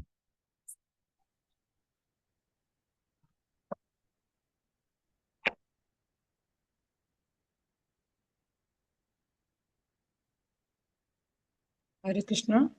यद्यपि मैं वैदिक ज्ञान की शिष्य परंपरा में दक्ष महान ब्रह्मा के रूप में विख्यात हूँ, यद्यपि मैंने सारी तपस्याएं की है, तथा यद्यपि मैं योग शक्ति एवं आत्म साक्षात्कार में पटु हूँ और मुझे सादर प्रणाम करने वाले जीवों के महान प्रजापति मुझे इसी रूप में मानते हैं, तो भी मैं उन भगवान को नहीं समझ सकता जो मेरे जन्म के मूल उत्कम है। तात्पर्य, इस ब्रह्मांड में समस्त जीवों में श्रेष्ठ ब्रह्मा जी स्वीकार कर रहे हैं। वैदिक ज्ञान में अपने पांडित्य, अपनी तपस्या, संयम, योग शक्ति तथा आत्म साक्षात्कार के बावजूद एवं जीवों के पुरखों महान प्रजापतियों द्वारा पूजित होने पर भी परमेश्वर को जान पाने में अक्षम है। अतः परमेश्वर को जानने के लिए इतनी योग्यताएं पर्याप्त नहीं है। ब्रह्मा जी भगवान को थोड़ा थोड़ा तब समझ पाए जब वे अपने हृदय की उत्कंठा से हृदयोत्कंठयावता उनकी सेवा करने का प्रयत्न कर रहे थे, जो भक्ति में सेवा का भाव है। अतः भगवान की सेवा की निष्ठापूर्ण उत्कंठा द्वारा ही जाना जा सकता है। वैज्ञानिक या ज्ञानी होने या योग शक्ति की प्राप्ति की भौतिक योग्यता द्वारा नहीं। इस तथ्य की पुष्टि भगवत गीता 18.54-55 में स्पष्ट रूप से की गई है। ब्रह्मभूत प्रसन्नात्मा न सोचति न कांक्षति समः सर्वेषु भूतेषु मद भक्ति लभते परा भक्त्या माम अभिजानाति याव अन्न निश्चामि तत्त्वतः ततो माम तत्त्वतो ज्ञात्वा विशति तत् अंतरम। वैदिक ज्ञान, तपस्या आदि उस योग्यता को प्राप्त करके भक्ति मार्ग में फिर आत्म साक्षात्कार सहायक बन सकता है, किंतु भक्ति में सेवा के अभाव में मनुष्य अपूर्ण बना रहता है, क्योंकि उस आत्म साक्षात्कार की स्थिति में भी वह परमेश्वर को यथार्थ रूप में नहीं जान पाता। आत्म साक्षात्कार द्वारा मनुष्य भक्त बनने का पात्र हो जाता है और भक्त सेवा भाव से भक्त्या ही क्रमशः भगवान को जान सकता है, किंतु रिश्ते में प्रवेश करता है का यह गलत आशय नहीं लेना चाहिए कि इससे परमेश्वर के अस्तित्व में लीन होने का निर्देश मिलता है। कि भौतिक जगत में भी मनुष्य भगवान के अस्तित्व में लीन हो सकता है। कोई भी भौतिकवादी आत्मा को पदार्थ से विलग नहीं कर सकता, क्योंकि आत्मा भगवान की बहिर्ंगा शक्ति में लीन रहता है। इस प्रकार कोई अबूझ व्यक्ति दूध से मक्खन विलग नहीं कर सकता, उसी प्रकार कोई भी व्यक्ति पदार्थ में विलीन हुए आत्मा को कुछ भौतिक योग्यता प्राप्त करने के बल पर विलग नहीं कर सकता। भक्ति से भक्त्या इस रिश्ते का अर्थ है साक्षात भगवान का सानिध्य करने में समर्थ होना। भक्ति या भक्ति में सेवा का अर्थ है भवबंधन से मुक्त होना और भगवान की तरह बनकर उनके धाम में प्रवेश करना। भक्ति योग या भक्तों का लक्ष्य अपना व्यक्तित्व खोना नहीं है। मुक्ति के 5 प्रकार होते हैं, जिनमें एक शारीरिक मुक्ति कहलाती है, जो भगवान के अस्तित्व या शरीर में लीन होना है। मुक्ति के अन्य प्रकारों में सूक्ष्म आत्मा या व्यक्तित्व बना रहता है और इसमें आत्मा भगवान की दिव्य प्रेम भक्ति में लगा रहता है। भगवत गीता के श्लोक में विशुद्ध शब्द उन भक्तों के लिए आया है जो किसी प्रकार की मुक्ति के लिए इच्छुक नहीं रहते। भक्तगण अपनी स्थिति की परवाह न करते हुए भगवान की सेवा में संलग्न रहने मात्र से ही तुष्ट रहते हैं। ब्रह्मा जी प्रथम जीव है जिन्होंने सीधे भगवान से वैदिक ज्ञान सीखा। तेने ब्रह्म हृदय या आदि कवये। अतः ब्रह्मा जी से बढ़कर और कौन विद्वान वेदांती हो सकता है। वे स्वीकार करते हैं कि उन वेदों का पूर्ण ज्ञान होने पर भी वे भगवान की महिमाओं को समझने में अक्षम है, क्योंकि ब्रह्मा से बढ़कर कोई नहीं हो सकता। अतः तथाकथित वेदांती परम सत्य के विषय में कैसे जान सकता है। तथाकथित वेदांती भक्ति के साथ भक्ति वेदांत में प्रशिक्षित हुए बिना भगवान के अस्तित्व में प्रवेश नहीं कर सकते। वेदांत का अर्थ है आत्म साक्षात्कार और भक्ति का अर्थ है कुछ हद तक भगवान की व्यक्तित्व का साक्षात्कार। भगवान का कोई भी पूर्णतः नहीं जान सकता, लेकिन आत्मसमर्पण तथा भक्ति भाव से उन्हें कुछ कुछ जाना जा सकता है, अन्य किसी भी विधि से नहीं। धर्म संहिता में भी कहा गया है, वेदेषु दुर्लभम, अर्थात केवल वेदांत के अध्ययन से शायद ही कोई भगवान के अस्तित्व को जान सके, किंतु भगवान अर्थ दुर्लभम आत्म भक्तों, अपने भक्तों के लिए सहज सुलभ है। कहते श्री व्यासदेव को केवल वेदांत सूत्र के संकलन से संतोष नहीं हुआ। उन्होंने इसके बाद अपने आध्यात्मिक गुरु नारद के उपदेश से श्रीमद् भागवत का संकलन किया। इससे वेदांत के असली आशय को समझा जा सकता है। इस प्रकार श्रीमद् भागवतम ऐसा परम माध्यम है जिसके द्वारा परम सत्य को जाना जा सकता है। हरे कृष्णा। हरे कृष्ण।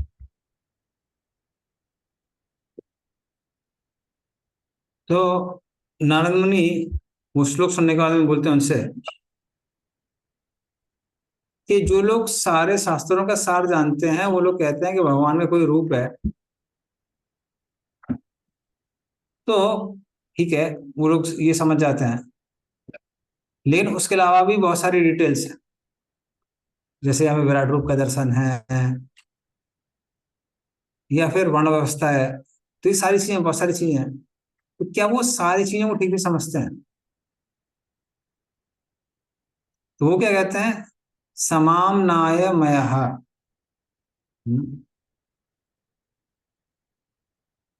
वो बोलते हैं कि मैंने अपने हृदय में भगवान हरि को धारण किया हुआ है, इसलिए मेरा हृदय किससे भरा हुआ है, वो वेदों के ज्ञान से भरा हुआ है। सृष्टि के प्रारंभ में ही मेरे मुंह से जो चार मुख हैं उनसे आ, वेद ज्ञान निकला, प्रकट हुआ। और ऐसे बहुत सारे लोग हैं जो तपस्या कर रहे हैं, आज भी वेद ज्ञान को समझने का प्रयास कर रहे हैं। हाँ, तो उस तरह से मैंने भगवान के लिए की तपस्या की, ज्ञान प्राप्त किया, प्रजापति इत्यादियों को वो ज्ञान दिया। हम्म, तो आप ये नहीं सकते कि मेरे पास योगों की शक्ति नहीं है, मेरे पास योगों की शक्ति है। हम्म, लेकिन सत्य है कि ये सारी तपस्या के बाद भी मैं भगवान को नहीं समझ पाया। हाँ, क्योंकि हम भगवान को कैसे समझ सकते हैं, भगवान को हम मात्र भक्ति से ही समझ सकते हैं। ओके, नेक्स्ट श्लोक।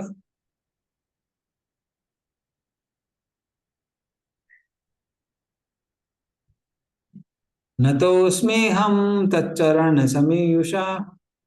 समीयुषाम भवच्छिदं स्वस्त्यनं सुमंगलम यो हि आत्ममाया विभवं स्म पर्यगात् यथा नभा स्वान्तम अथा परे कुतः। पढ़िए इसका अर्थ तात्पर्य। हरे कृष्णा। अतः मेरे लिए श्रेयकर होगा कि मैं उनके चरणों में आत्मसमर्पण कर दूं, क्योंकि केवल वे ही मनुष्य को जन्म मृत्यु के चक्र से उबार सकते हैं। ऐसा आत्मसमर्पण सर्वथा कल्याणप्रद है और इससे समस्त सुख की अनुभूति होती है। आकाश भी अपने विस्तार की सीमाओं का अनुमान नहीं लगा सकता। अतः जब भगवान ही अपनी सीमाओं का अनुमान लगाने में अक्षम रहते हैं, तो भला दूसरे क्या कर सकते हैं। तात्पर्य, सभी जीवों में सर्वाधिक विद्वान, सर्वोच्च यज्ञकर्ता, सर्वोच्च तपस्वी तथा सर्वोच्च स्वरूप ब्रह्मा जी समस्त जीवों को देते हैं कि सारी सफलता प्राप्त करने के लिए, यहाँ तक कि भौतिक जीवन कष्टों से मुक्ति तथा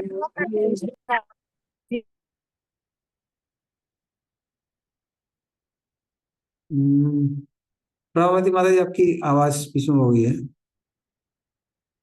हाँ, म्यूट हो गया आपका। अच्छा, हरे कृष्णा। अभी आ रही है प्रभु जी? हाँ, अभी आ रही है। ब्रह्मा जी पितामह कहलाते हैं, अर्थात वे पिता के भी पिता हैं। एक नवयुवक अपना कर्तव्य पालन करने के लिए अपने अनुभवी पिता से सलाह लेता है, अतः पिता श्रेष्ठ उपदेशक सलाहकार होता है। किंतु ब्रह्मा सभी के पिताओं के पिता हैं। वे उस मनु के पिता हैं जो ब्रह्मांड के सारे ग्रहों के मनुष्यों के पिता हैं। अतः भी शूद्र ग्रह के लोगों को ब्रह्मा का आदेश कृपा पूर्वक मानना चाहिए, और अच्छा यही होगा कि वे भगवान की शक्तियों की नाप जोख न करके उनके चरण कमलों पर आत्मसमर्पण कर दे। उनकी शक्तियां असीम है, जैसा कि वेदों द्वारा पुष्टि होती है। परास्य शक्ति विविधई श्रूयते स्वाभाविकी ज्ञान बल क्रिया च। वे श्वेताक्षर उपनिषद 6.8। वे सबों से महान है और अन्य सब, यहाँ तक कि समझ जीवों में श्रेष्ठ ब्रह्मा जी भी स्वीकार करते हैं कि हमारे लिए सर्वोत्तम यही होगा कि उनकी शरण ग्रहण की जाए। अतएव जो कम बुद्धि वाले हैं वे ही अपने को सर्वे सर्वा होने का दावा करते हैं, लेकिन उनकी पहुंच कितनी है। वे एक छोटे से ब्रह्मांड के छोटे आकाश की भी लंबाई चौड़ाई नहीं नाप सकते। तथाकथित भौतिक विज्ञानी कहता है कि उसे ब्रह्मांड के सर्वोच्च लोक तक पहुंचने में 40,000 वर्ष लगेंगे। यदि वह यह यात्रा अंतरिक्ष यान से करे यह भी एक काल्पनिक आदर्श है, क्योंकि कोई भी व्यक्ति 40,000 वर्ष तक जीवित नहीं रह सकता। इसके अतिरिक्त जब अंतरिक्ष यात्री वापस लौटेगा तो जैसा कि आज के मोहग्रस्त विज्ञानियों में फैशन बन चुका है, सर्वश्रेष्ठ अंतरिक्ष यात्री के रूप में उसका स्वागत करने के लिए कोई नहीं होगा। एक विज्ञानी जो ईश्वर में विश्वास नहीं करता था, वह अपने भौतिक जीवन की योजनाएं बनाने के लिए अत्यंत उत्सुक था। अतः उसने जीवित व्यक्तियों को बचाने के लिए एक बहुत बड़ा अस्पताल खोला, किंतु अस्पताल खोलने के 6 मास के भीतर ही वह स्वयं मर गया। अतः मनुष्य को चाहिए कि वे 84 लाख योनियों में शरीर के बारंबार बदलने के बाद प्राप्त हुए अपने उस मनुष्य जीवन को आर्थिक उन्नति तथा वैज्ञानिक ज्ञान के विकास के नाम पर कृत्रिम आवश्यकताएं बढ़ाकर मनगढ़ंत भौतिक जीवन सुख के हेतु व्यर्थ ना गंवाएं। प्रत्युत जीवन के समस्त दुखों को हल करने के लिए भगवान के चरणों की शरण ग्रहण करें। भगवद गीता में भगवान कृष्ण का यही आदेश है और श्रीमद् भागवत में समस्त जीवों के सर्वोपरि पिता ब्रह्मा जी का भी यही आदेश है। जो व्यक्ति भगवद गीता तथा श्रीमद् भागवत इन दोनों संस्कृत आत्मसमर्पण शरणागति की विधि से इनकार करता है, इस तरह वह समस्त प्रामाणिक शास्त्रों को नकारता है, तो उसे भौतिक प्रकृति के नियमों के समक्ष आत्मसमर्पण करने के लिए बाध्य होना पड़ेगा। अपनी वैधानिक स्थिति के अनुसार जीव स्वतंत्र नहीं है, उसे आत्मसमर्पण तो करना ही पड़ेगा, या तो भगवान को या भौतिक प्रकृति को। भौतिक प्रकृति भी भगवान से स्वतंत्र नहीं है, क्योंकि भगवान स्वयं भगवान ने प्रकृति को मम माया अर्थात मेरी माया तथा भिन्न प्रकृति अधिष्ठता अर्थात 8 विभागों वाली मेरी भिन्ना शक्ति कहकर संबोधित किया है। अतः भौतिक प्रकृति भी भगवान के वश में है, जैसा कि उन्होंने भगवद गीता में दावा किया है, मया अध्यक्षेण प्रकृति सूयते से चराचरम। मेरी अध्यक्षता में यह भौतिक प्रकृति कार्य करती है और इस तरह सारी वस्तुएं गतिशील है। जीव पदार्थ की तुलना में श्रेष्ठ पराशक्ति होने के कारण चाहे तो भगवान को आत्मसमर्पण करे, चाहे प्रकृति को। भगवान को आत्मसमर्पण करने पर मनुष्य सुखी तथा मुक्त बन जाता है, किंतु भौतिक प्रकृति को आत्मसमर्पण करने पर जीव दुख ही दुख उठाता है। अतः समस्त दुखों के अंत का अर्थ है भगवान को आत्मसमर्पण करना, क्योंकि यह आत्मसमर्पण की प्रक्रिया स्वयं ही भवच्छित्तम स्वस्थ अननम तथा सुमंगलम। अतः भगवान को आत्मसमर्पण करके ही स्वतंत्रता, सुख तथा सौभाग्य की प्राप्ति की जा सकती है, क्योंकि वे पूर्ण स्वतंत्रता, पूर्ण सुखमयता तथा पूर्ण कल्याणमयता है। ऐसे मुक्ति तथा सुख असीम भी होते हैं और इनकी तुलना आकाश से की गई है, यद्यपि वे आकाश से भी बढ़कर हैं। हम अपनी वर्तमान स्थिति में इस विशालता को आकाश की तुलना द्वारा समझ सकते हैं। हम आकाश को मापने में असमर्थ हैं, क्योंकि भगवान के सानिध्य से जो सुख तथा मुक्ति प्राप्त होती है वह आकाश की तुलना में बृहत्तर है।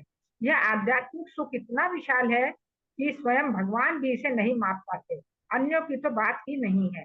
शास्त्रों में कहा गया है, ब्रह्म सौख्यम तत् अन्नतम, आध्यात्मिक आनंद असीम है। यहाँ पर कहा गया है भगवान भी ऐसे सुख को नहीं माप पाते, किंतु इसका अर्थ यह नहीं है कि चूंकि भगवान इसे माप नहीं सकते अतः वे इस दिशा में अपूर्ण है। वास्तविक स्थिति यह है कि भगवान इसे माप सकते हैं, लेकिन भगवान में जो सुख है वह परम ज्ञान के कारण भगवान से अभिन्न भी है। अतः भगवान से प्राप्त होने वाला सुख भगवान द्वारा मापा जा सकता है, लेकिन यह सुख पुनः बढ़ जाता है और जब भगवान इसे दोबारा मापते हैं तो यह सुख और बढ़ता जाता है और भगवान इसे फिर से मापते हैं। इस प्रकार वृद्धि तथा माप में लगातार स्पर्धा चलती है, यहाँ तक कि यह स्पर्धा कभी रुकती नहीं और अनंत रूप से चलती रहती है। आध्यात्मिक सुख आनंद अम्बुधि वर्धनम है, अर्थात सुख का सागर है जो बढ़ता रहता है। भौतिक समुद्र तो रुका हुआ रहता है, लेकिन आध्यात्मिक समुद्र गतिशील है। कविराज गोस्वामी ने चैतन्य चरितामृत आदि लीला चतुर्थ अध्याय में इस भगवान के आह्लादनी शक्ति श्रीमती राधे रानी के दिव्य शरीर में इस आध्यात्मिक सुख के सिंधु की गतिशील वृद्धि का सुंदर वर्णन किया है। हरे धन्यवाद। तो बड़ा सुंदर श्लोक और बहुत अच्छी कमेंट्री प्रभुपाद ने दी है इसमें, कि जो मूर्ख लोग होते हैं वो क्या बोलते हैं, वो बोलते हैं कि मुझे भगवान के बारे में सब कुछ पता है, लेकिन सत्य है भगवान को भी अपने बारे में पूर्ण रूप से पता नहीं है। तो क्या भगवान अभिज्ञ नहीं है, सब जानने वाले नहीं है? भगवान सब जानने वाले हैं, फिर भी जैसे ही वो अपने बारे में जानते हैं, उनकी जो महानता है उसका विस्तार हो जाता है, वो बढ़ जाता है। फिर अपने बारे में भगवान जानते हैं, फिर उनकी महानता और बढ़ जाती है। ऐसे उनकी महानता हमेशा बढ़ती रहती है। हम्म। और ब्रह्मा जी यहाँ पर उनको प्रणाम करते हुए कहते हैं कि मैं आपके चरणों में प्रणाम करता हूँ, क्योंकि मात्र आपके चरणों में प्रणाम करने से क्या होता है, समीयुषाम, भक्तों के जीवन के जो कष्ट हैं वो समाप्त हो जाते हैं। स्वस्ति एनम, भक्तों को प्रेम प्राप्त होता है आपके प्रति।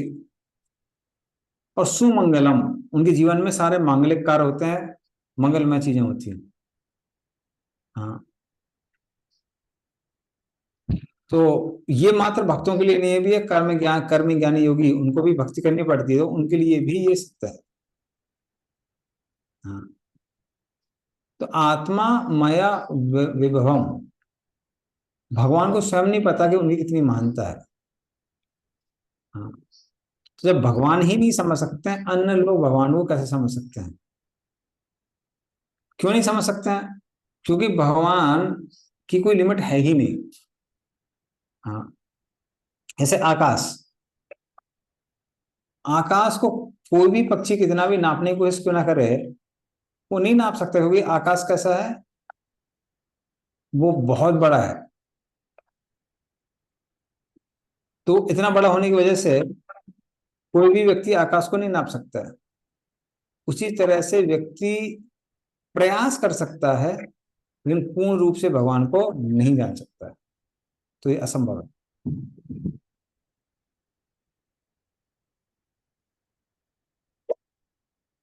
ठीक है?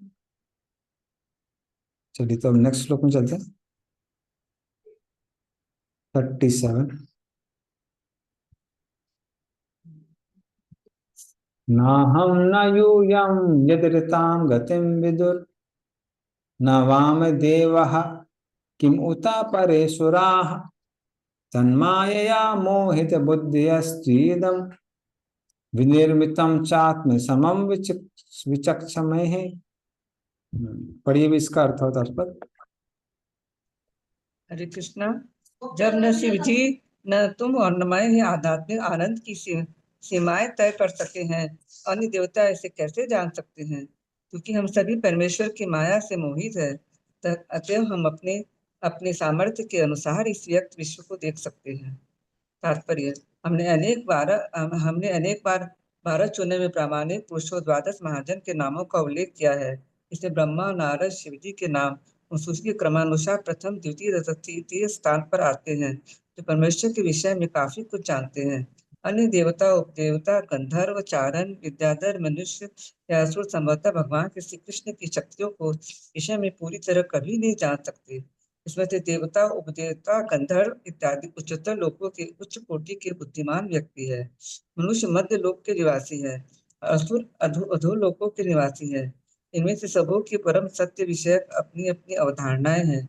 जिस प्रकार की मानव समाज में विज्ञानी या ज्ञान कर्मी दार्शनिकों की होती है। ये सारे जीव भौतिक प्रकृति के प्राणी हैं। अब वे सब भौतिक प्रकृति के तीन गुणों के चमत्कारिक प्रदर्शन से मोहित होते जाते हैं। ऐसे मोह का उल्लेख भगवत गीता 7.13 में हुआ है। त्रिगुणमय या परे भी सर्वमिदं जगत। प्रत्येक जीव ब्रह्मा से लेकर चींटी तक भौतिक प्रकृति के गुणों सतो, रजो तथा तमो के द्वारा अपनी अपनी तरह से मोहित है। हर कोई अपनी व्यक्तिगत क्षमता के अनुसार सोचता है कि हमारी समझ व्यक्त ये ब्रह्मांड ही सब कुछ है। इसी तरह 20वीं सदी के मानव समाज के विज्ञानी ब्रह्मांड की इसी अर्थ की गणना अपने ढंग से करता है। लेकिन ऐसे विज्ञानी क्या जान सकेंगे? एक बार ब्रह्मा भी अपने आप को भगवान के एकमात्र कृपा पात्र ब्रह्मा समझकर मोहग्रस्त हुए थे, लेकिन बाद में वे भगवत कृपा से उन्हें ज्ञात हुआ कि ऐसे असंख्य अधिक शक्तिशाली ब्रह्मा भी हैं, जो इससे भी बड़े ब्रह्मांडों में रहते हैं। ये सारे ब्रह्मांड मिलकर एक बार विभूति या भगवान की सृजनात्मक शक्ति का एक चतुर्थांश बनते हैं। उनकी शक्ति का शेष 3/4 अंश आध्यात्मिक जगत में प्रदर्शित होता है। अतः छोटे से मस्तिष्क वाला एक क्षुद्र विज्ञानी भगवान श्री कृष्ण के विषय में क्या जान पाएगा? अतः भगवान कहते हैं मोहितम ना जानाति मामेभ्य परम अव्ययम। भौतिक प्रकृति के गुणों से मोहित होने के कारण ये भी नहीं समझ पाते कि इन व्यक्तियों के परे एक ऐसा परम पुरुष है जो सबों का परम नियंता है। क्योंकि ब्रह्मा, नारद तथा शिव भगवान के विषय में काफी जानते हैं, तो मनुष्य को चाहिए कि वह इन महापुरुषों के उपदेशों का अनुगमन करे, न कि क्षुद्र मस्तिष्क के खिलवाड़पूर्ण अनुसंधानों से संतुष्ट हो तथा अंतरिक्ष यान तथा विज्ञान की अन्य वस्तुओं। जिस प्रकार माता ही बालक के पिता की पहचान करने में एकमात्र प्रमाण स्वरूप है, उसी प्रकार ब्रह्मा, नारद, शिव जैसे माने अधिकारियों द्वारा प्रस्तुत वेद रूपी माता परम सत्य के विषय में सूचित करने की एकमात्र अधिकारिणी है। हरे कृष्णा। तो इस तरह से हम देख सकते हैं कि ब्रह्मा जी अपनी अक्षमता का प्रदर्शन कर रहे हैं। वो कहते हैं कि मैं ब्रह्मा, तुम नारद मुनि और वामदेवा, वामदेवा यहां बोला गया है शिव जी को, शिव जी ये भी पूर्ण रूप से आध्यात्मिक और भौतिक जगत के बारे में नहीं जानते हैं, तो अन्य लोगों का कहना ही क्या है। क्योंकि ये तीन लोग 12 महाजनों में से एक हैं। हाँ, ब्रह्मा, नारद, शंभु, पहले तीन। तो पहले तीन लोग ही पूर्ण रूप से नहीं जानते हैं आध्यात्मिक भौतिक जगत के बारे में, तो अन्य लोगों का कहना ही क्या है। वो कहते हैं आध्यात्मिक जगत छोड़ दो, जो ये जगत है, हाँ, माया का जगत जो 1/4 है, उसके बारे में हम लोग पूर्ण रूप से नहीं जानते हैं। तो जो हम नहीं जानते हैं तो अन्य लोग कैसे जान सकते हैं। इसलिए पूर्ण रूप से इन सब चीजों के बारे में जानना, इनके बारे में जानना असंभव है, पॉसिबल ही नहीं। ठीक है, नेक्स्ट अगला श्लोक।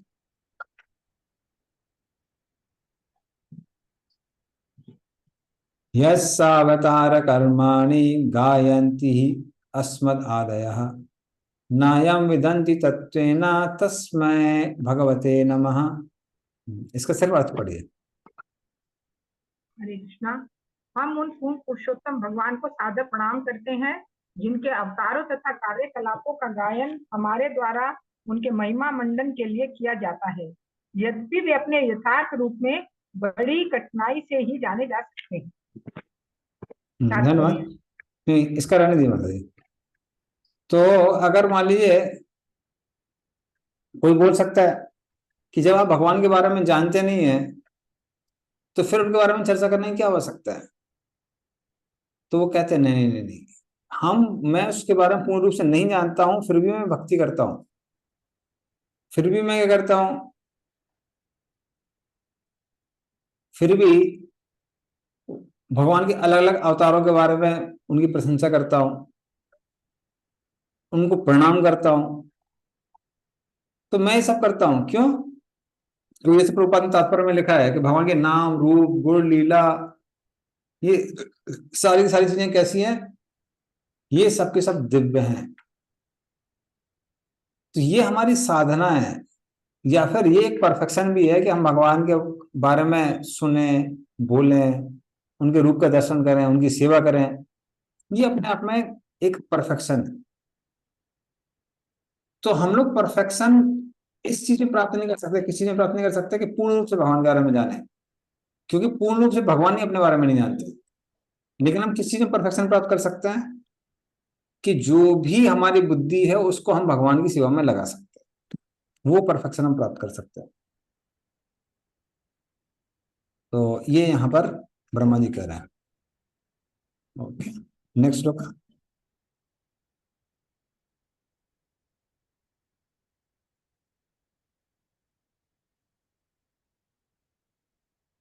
स एष आद्या पुरुषः कल्पे कल्पे सचि अजा आत्मात्मनि आत्मनात्मानं सा संयच्छति पाति च। पढ़िए इसका अर्थ।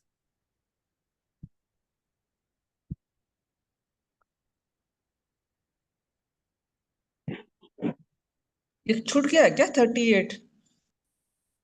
38 नहीं हो गया ना, अभी 38 तो किया था हमने। हो गया, अभी हुआ है नंबर। अभी हुआ 38। 39 पढ़िए आप।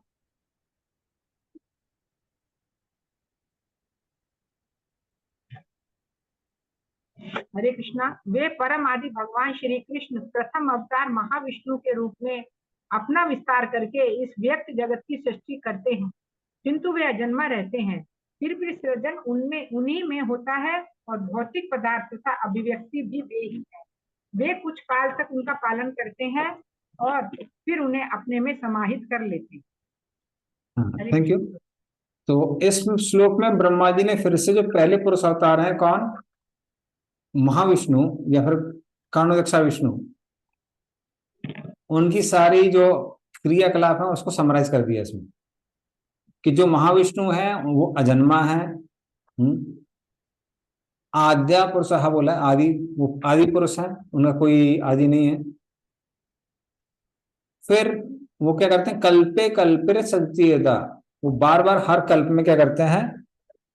सृष्टि करते हैं संसार की,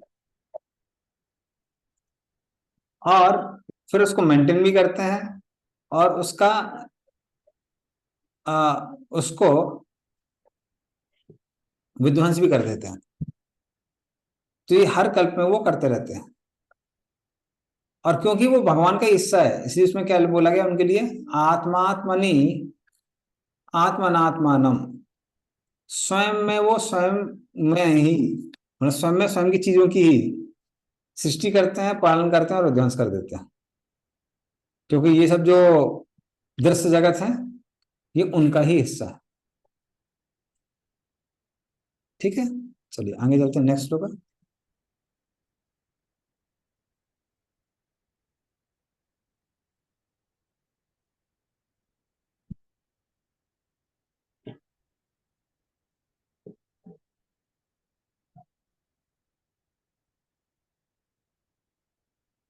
विशुद्धम केवलम ज्ञानम प्रत्यक्ष सम्यक अवस्थितम सत्यम पूर्णम अनादियंतम निर्गुणम नित्यम अद्वयम ऋषि विदन्ति मुनयः प्रशान्तात्मेन्द्रियाशयाः यदा यदेवा सत्तर्के अस्थिरोधीयेत विप्रुतम। इसका अर्थ दोनों पढ़िए। हरे कृष्णा। भगवान पवित्र है और भक्ति प्रभाव के समस्त कल्मश से रहित है। वे परम सत्य है और पूर्ण ज्ञान के मूर्तिमंत रूप है। वे सर्वव्यापी, अनादि, अनंत तथा अद्वय है। हे नारद, हे महर्षि, बड़े बड़े मुनि उन्हें तभी जान सकते हैं जब वे समस्त भौतिक लालसाओं से मुक्त हो जाते हैं और अविचलित इंद्रियों के चरण ग्रहण कर लेते हैं। अन्यथा व्यर्थ के तर्कों से सब कुछ विपरीत हो जाता है और भगवान हमारी दृष्टि से ओझल हो जाते हैं। तात्पर्य, यहाँ पर भगवान की दिव्य कार्यकलापों के अतिरिक्त क्षणिक भौतिक सृष्टियों में भगवान का मूल्यांकन किया गया है। मायावादी दर्शन भगवान को भौतिक शरीर से कलुषित हुए बताने का प्रयास करता है। वे अवतार के रूपों में प्रकट होते हैं। यहाँ पर भगवान की स्थिति को सभी परिस्थितियों में शुद्ध तथा अमिश्रित कहकर इस प्रकार की व्याख्या को पूर्णतः अस्वीकार किया गया है। मायावाद दर्शन के अनुसार अज्ञान से आच्छादित आत्मा को जीव की संज्ञा प्रदान की जाती है, किंतु जब वह इस अज्ञान या विद्या से मुक्त हो जाता है तो परम सत्य के निर्विशेष अस्तित्व में लीन हो जाता है। किंतु यहाँ पर यह कहा गया है भगवान समग्र एवं पूर्ण ज्ञान के शाश्वत प्रतीक है। यह तो उनकी विशिष्टता है कि वे समस्त भौतिक कर्म से पूर्ण रूप से मुक्त है। यह विशेषता सामान्य व्यक्तिगत जीवों से भगवान को पृथक करती है, क्योंकि जीवों में अज्ञान के वशीभूत होने की प्रवृत्ति पाई जाती है। इस तरह वे भौतिक उपाधियां ग्रहण करते हैं। वेदों में कहा गया है कि भगवान ज्ञानम आनंदम है, यद्यपि ज्ञान तथा आनंद से पूर्ण है, अर्थात ज्ञान तथा आनंद से पूर्ण है। बद्ध जीवों की तुलना उनसे नहीं की जा सकती, क्योंकि ऐसे जीवों में कलमशग्रस्त होने की प्रवृत्ति पाई जाती है। यद्यपि मुक्ति के बाद जीव भी भगवान जैसा गुण ग्रहण कर सकता है, किंतु कलमशग्रस्त होने की प्रवृत्ति के कारण ही, जो प्रवृत्ति भगवान में नहीं होती, जीव भगवान से भिन्न है। वेदों में कहा गया है शुद्धम अपाप विद्धम, जीवात्मा पाप से दूषित हो जाता है, लेकिन भगवान पापों से कभी दूषित नहीं होते। भगवान की उपमा शक्तिशाली सूर्य से दी गई है। सूर्य शक्तिमान होने के कारण किसी प्रकार के संक्रमण से ग्रस्त नहीं होता। इसके विपरीत सूर्य की किरणों से संदूषित वस्तुएं विशुद्ध हो जाती है। इसी तरह भगवान कभी भी पापों से कलमशग्रस्त नहीं होते, अपितु पापी जीवों के संसर्ग में आकर पवित्र हो जाते हैं। इसका अर्थ यह हुआ कि भगवान भी सूर्य के समान सर्वव्यापी है। फलस्वरूप इस श्लोक में प्रत्यक्ष शब्द का प्रयोग हुआ है। भगवान की शक्तिशाली विस्तारों के अस्तित्व से कोई वस्तु बाहर नहीं, भगवान सबके भीतर है और व्यक्तिगत जीव के कार्यकलापों से प्रभावित हुए बिना ये सबको आच्छादित करने वाले भी है। अतः वे असीम है और जीव अति सूक्ष्म है। वेदों में कहा गया है कि अकेले भगवान का ही अस्तित्व है और अन्य सबका अस्तित्व उन पर निर्भर है। वह हर एक की अस्तित्व क्षमता के जनन आधार है। ये समझ साक्षिक तत्वों के परम सत्य है। प्रत्येक जीव के एक ऐश्वर्य के स्रोत है, अतः ऐश्वर्य में कोई उनकी समता नहीं कर सकता। समस्त ऐश्वर्य धन यश बल सौंदर्य ज्ञान तथा त्याग से पूर्ण होने के कारण निश्चित रूप से वे परम पुरुष है। जो कि पुरुष है तो उनमें अनेक व्यक्तिगत गुण है, भले ही वे भौतिक गुणों से परे होते हैं। हम पहले ही इत्थम भूत गुणों हरि भागवत 1.7.10 इस कथन की व्याख्या कर चुके हैं। उनके दिव्य गुण इतने आकर्षक है कि मुक्तात्मा आत्माराम तक उनसे आकृष्ट हो जाते हैं। यद्यपि वे समस्त व्यक्तिगत गुणों से युक्त है तो भी वे सर्वशक्तिमान है। अतः अतः उन्हें सब स्वयं कुछ करना नहीं होता, क्योंकि उनकी सर्वत्र सामर्थ्यवान शक्तियों से सब कुछ संपन्न हो जाता है। इसकी भी पुष्टि वैदिक मंत्र द्वारा हुई है। परास्त शक्ति विविधे व श्रूयते स्वाभाविको ज्ञान बल क्रियाच है। इससे भगवान के विशिष्ट आध्यात्मिक स्वरूप का संकेत मिलता है, जिसका भौतिक इंद्रियों द्वारा कभी अनुभव नहीं होता। उनका दर्शन तभी किया जा सकता है जब इंद्रियां भक्ति में सेवा द्वारा शुद्ध हो जाती है। यमी वेश विभूति तेन लभ्य। इस तरह भगवान तथा जीवों में कई मूल बातों में अंतर है। किसी की तुलना भगवान से नहीं की जा सकती, जैसा कि वेदों की घोषणा है, एकम एव अद्वितीयम ब्रह्मा द्वितादे भयम भवति। भगवान का कोई प्रतियोगी नहीं है, अतः उन्हें किसी से न तो भय है न कोई उनके समान हो सकता है। यद्यपि समस्त जीवों के मूल कारण है, किंतु उनमें तथा अन्य जीवों में मूलभूत अंतर है। अन्यथा पिछले श्लोक में यह कहने की आवश्यकता न होती कि उन्हें 100% यथार्थ रूप में नहीं जान सकता। नयम विदंती तत्वेन। इस श्लोक में यह भी बताया गया है कि उन्हें कोई पूर्ण रूप से नहीं जान सकता, लेकिन कुछ हद तक उन्हें समझ पाने के लिए आवश्यक योग्यता का उल्लेख यहाँ किया गया है।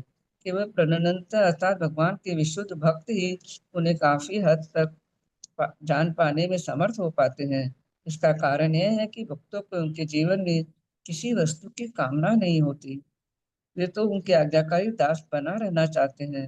लेकिन अन्य लोग जैसे कि ज्ञान मार्गी दार्शनिक योगी तथा सकाम कर्मी, उनकी कुछ न कुछ मांग रहती है, अतः वे प्रशांत नहीं हो सकते। सकाम कर्मी अपने कर्म का पुरस्कार चाहते हैं, योगी जीवन की कोई सिद्धि चाहते हैं और ज्ञान मार्गी दार्शनिक भगवान के अस्तित्व में लीन होना चाहते हैं। किंतु जब तक इंद्रिय तृप्ति की मांग बनी रहती है, तब तक प्रशांत होने का अवसर नहीं आ पाता। इसके विपरीत अनावश्यक सूक्ष्म तर्कों से सारा मामला बिगड़ जाता है और इस तरह भगवान हमारी समझ से और भी दूर हो जाते हैं। किंतु सूक्ष्म चिंतन तपस्या एवं आत्म संयम के सिद्धांतों का पालन करते रहने के कारण भगवान के निर्विशेष पक्ष को कुछ हद तक जान पाते हैं। फिर भी वे उनके परम गोविंद स्वरूप को नहीं समझ सकते, क्योंकि जो पूर्ण रूप से निष्पाप है या अमलात्मन है, वही भगवान की शुद्ध भक्ति को अंगीकार करते हैं, जिसकी पुष्टि भगवत गीता 7.21 में हुई है। येषां तत्व कथम पापम जनानां पुण्य कर्मणां ते दंत मोह विनिमुक्ता भजन्ते मां दृढ़वता।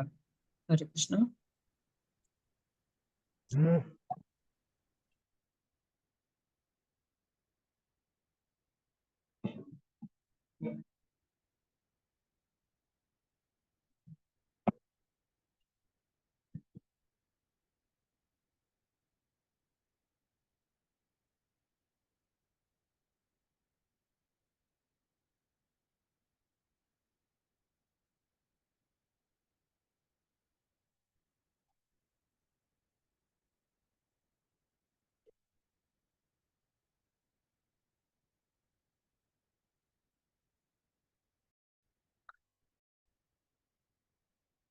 हरे कृष्ण। तो इस श्लोक में क्या है कि फिर नारद मुनि ब्रह्मा जी से पूछने लगते हैं प्रभु जी आपकी कि आवाज बहुत कम आ रही है, बहुत कम, कम आ रही है। माता जी अभी कुछ नहीं कर सकते क्योंकि अभी मैं मोबाइल यूज कर रहा हूँ, मेरा लैपटॉप डिस्चार्ज हो गया है। Voice is clear Prabhu ji. माता जी एक बार आपका चेक करिए, वॉइस ऐसे ओवर प्रभु जी क्लियर आ योर रहा वॉइस इज है। Okay. Yes yes Prabhu, voice is okay Prabhu. Okay okay. तो हाँ, तो ब्रह्मा जी वो सुनने के बाद में, सॉरी नारद मुनि वो सुनने के बाद में ब्रह्मा जी से पूछते हैं कि आपने बोला कि आप पूर्ण रूप से उस सत्य को नहीं जान सकते हैं, तो वो जो सत्य है वो व्यक्ति है या अव्यक्त है, पर्सनल है या फिर इम्पर्सनल है? तो उसके जवाब में यहाँ पे ब्रह्मा जी उसको डिस्क्राइब कर रहे हैं। तो इस श्लोक में बेसिकली उन्होंने क्या बताया हुआ है कि वो जो व्यक्ति है वो व्यक्ति ही है, किंतु वो भौतिक नहीं है। हाँ, भौतिक व्यक्तियों जैसी उनके अंदर त्रुटियां नहीं है। तो सत्य है, पर कौन सा सत्य है? परम सत्य है, तीनों गुणों से निर्मित नहीं है, वह तीनों गुणों से प्रभावित नहीं है। फिर वो सत्य कैसे हैं? वो सत्य नित्य है, वो भी तीनों गुणों से मतलब ऐसा नहीं है कि टेम्पररी है, परमानेंट है। तो इस तरह से श्लोक में उन्होंने डिटेल ये बताया हुआ है कि ये जो व्यक्ति हैं ये भौतिक नहीं है, ये आध्यात्मिक है। और उसी को हम देख सकते हैं प्रभुपाद ने डिटेल में इसके ऊपर टिप्पणी की है अपने तात्पर्य में। तो हम नेक्स्ट श्लोक में देखें, नेक्स्ट श्लोक में वो अंडरस्टैंडिंग को और क्लियर कर देते हैं।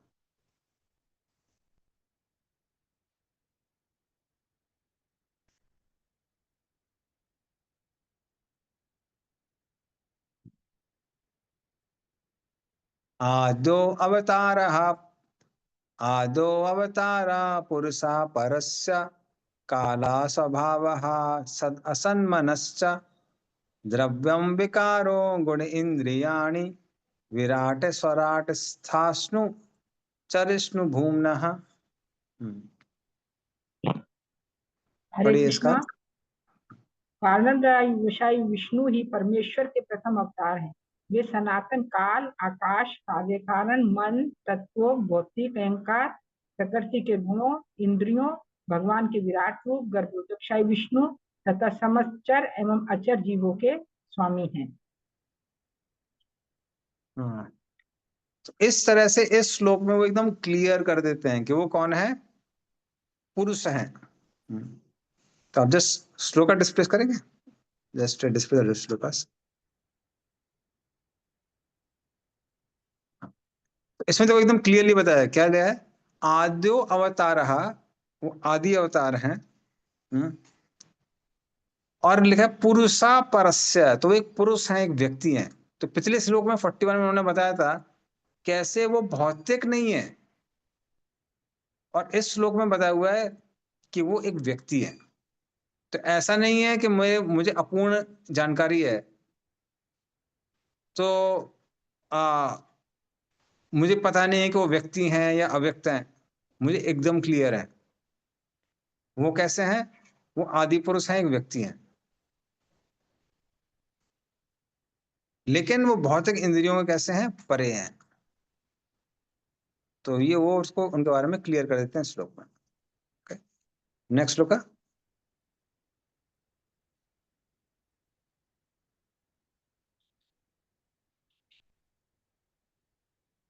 अहम भवो यज्ञ इमे प्रजेशा दक्षादयो ये भवदादयश्च सर्लोकपालः खगलोकपाल नृलोकपालस्त तल्लोकपालः गंधर्व विद्याधरचारणेशा ये यक्ष रक्षो रगनागनाथः ये वा ऋषीणां ऋषभा पितॄणां दैतेन्द्र सिद्धेश्वर दानवेन्द्रः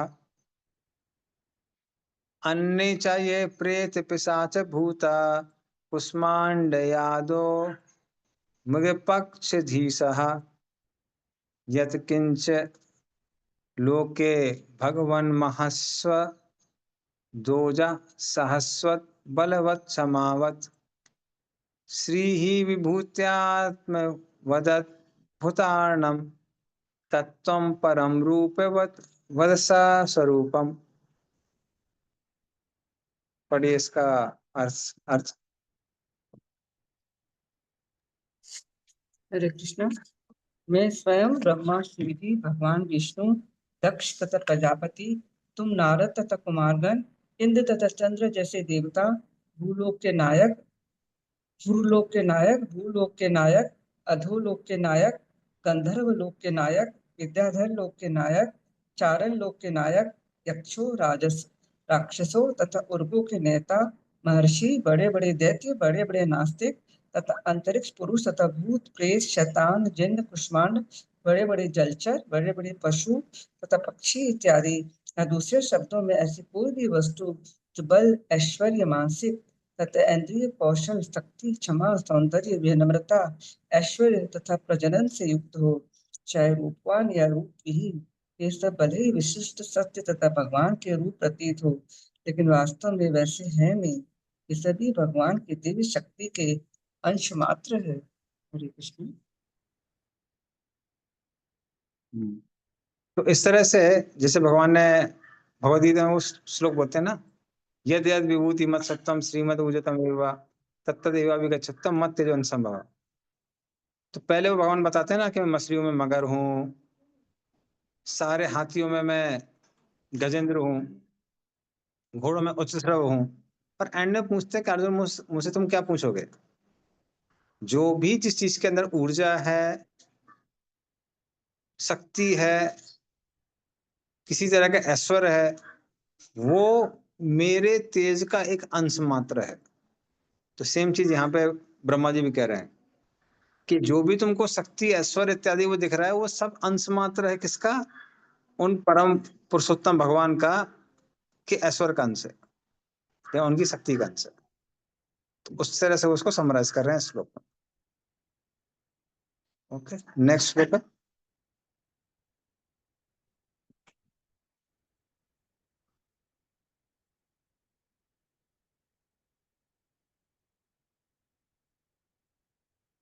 प्राधान्यतो यान् ऋष आमनन्ति लीलावतारान् पुरुषस्य भूम्नः आपीयतां कर्णकषाय शोषान् अनुक्रमस्येत इमान् सुपेशान्। पढ़िए इसका भी अर्थ। हरे कृष्णा। हे नारद, अब मैं एक एक करके भगवान के दिव्य अवतारों का वर्णन करूंगा जो लीला अवतार कहलाते हैं। उनके कार्यकलापों के सुनने से कान में संचित सारा मैल हट जाता है। ये लीलाएं सुनने में मधुर और आस्वाद हैं, अतः ये मेरे हृदय में सदैव बनी रहती है। मतलब इसका तात्पर्य पढ़िए। तात्पर्य, जैसा कि श्रीमद् भागवत के प्रारंभ में कहा गया था कि मनुष्य श्रवण करके तब तक पूर्ण संतुष्ट नहीं हो पाता जब तक उसे भगवान के दिव्य कार्यकलापों के विषय में श्रवण करने का अवसर प्राप्त ना हो।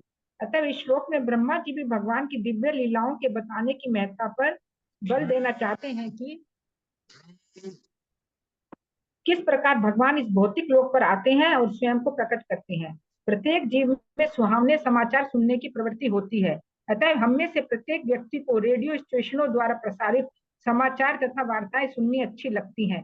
लेकिन कठिनाई है कि इन सारे समाचारों को सुनकर कोई भी व्यक्ति हृदय में तुष्टि का अनुभव नहीं करता।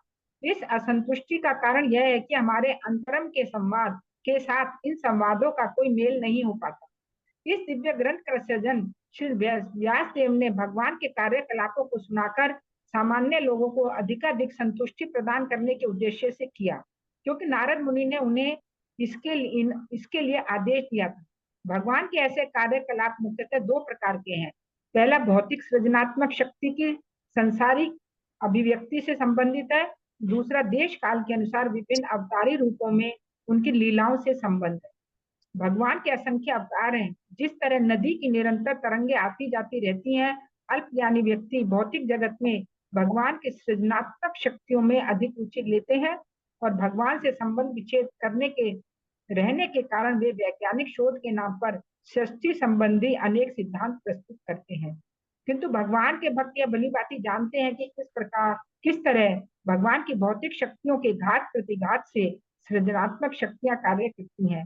अतः जब भगवान इस भौतिक जगत पर स्वयं अवतरित होते हैं तो वे भगवान के दिव्य कार्यकलापों में अधिक रुचि लेते हैं।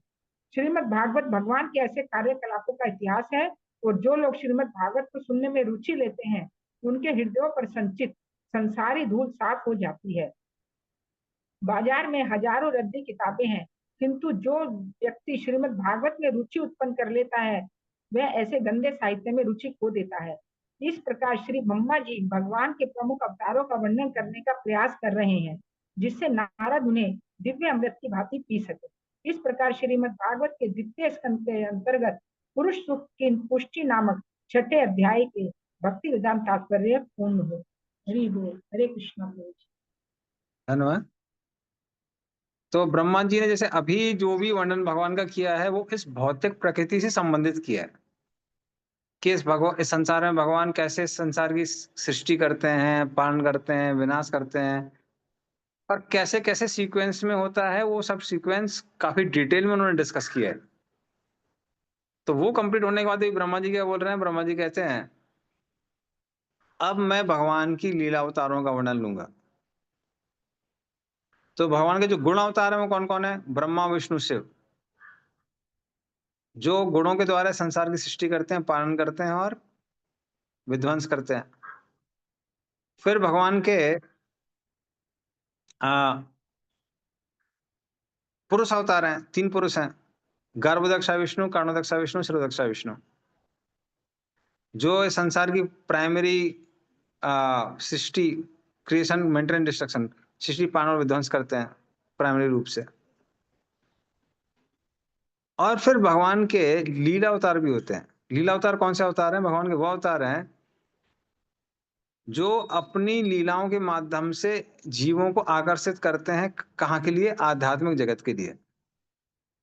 तो वो बेसिकली किसके लिए आते हैं? वो एडवर्टाइजमेंट के लिए आते हैं कि आपको इन लीलाओं का और आनंद लेना है तो क्या करिए, हमारे साथ में आध्यात्मिक जगत आइए। तो वो एडवर्टाइजमेंट करने के लिए जो भगवान के अवतार होते हैं उसको हम लीला अवतार कहते हैं। तो ब्रह्मा जी कहते हैं कि अब मैं उन लीला अवतारों का वर्णन करूंगा जिनको सुनने में ही बहुत आनंद आता है।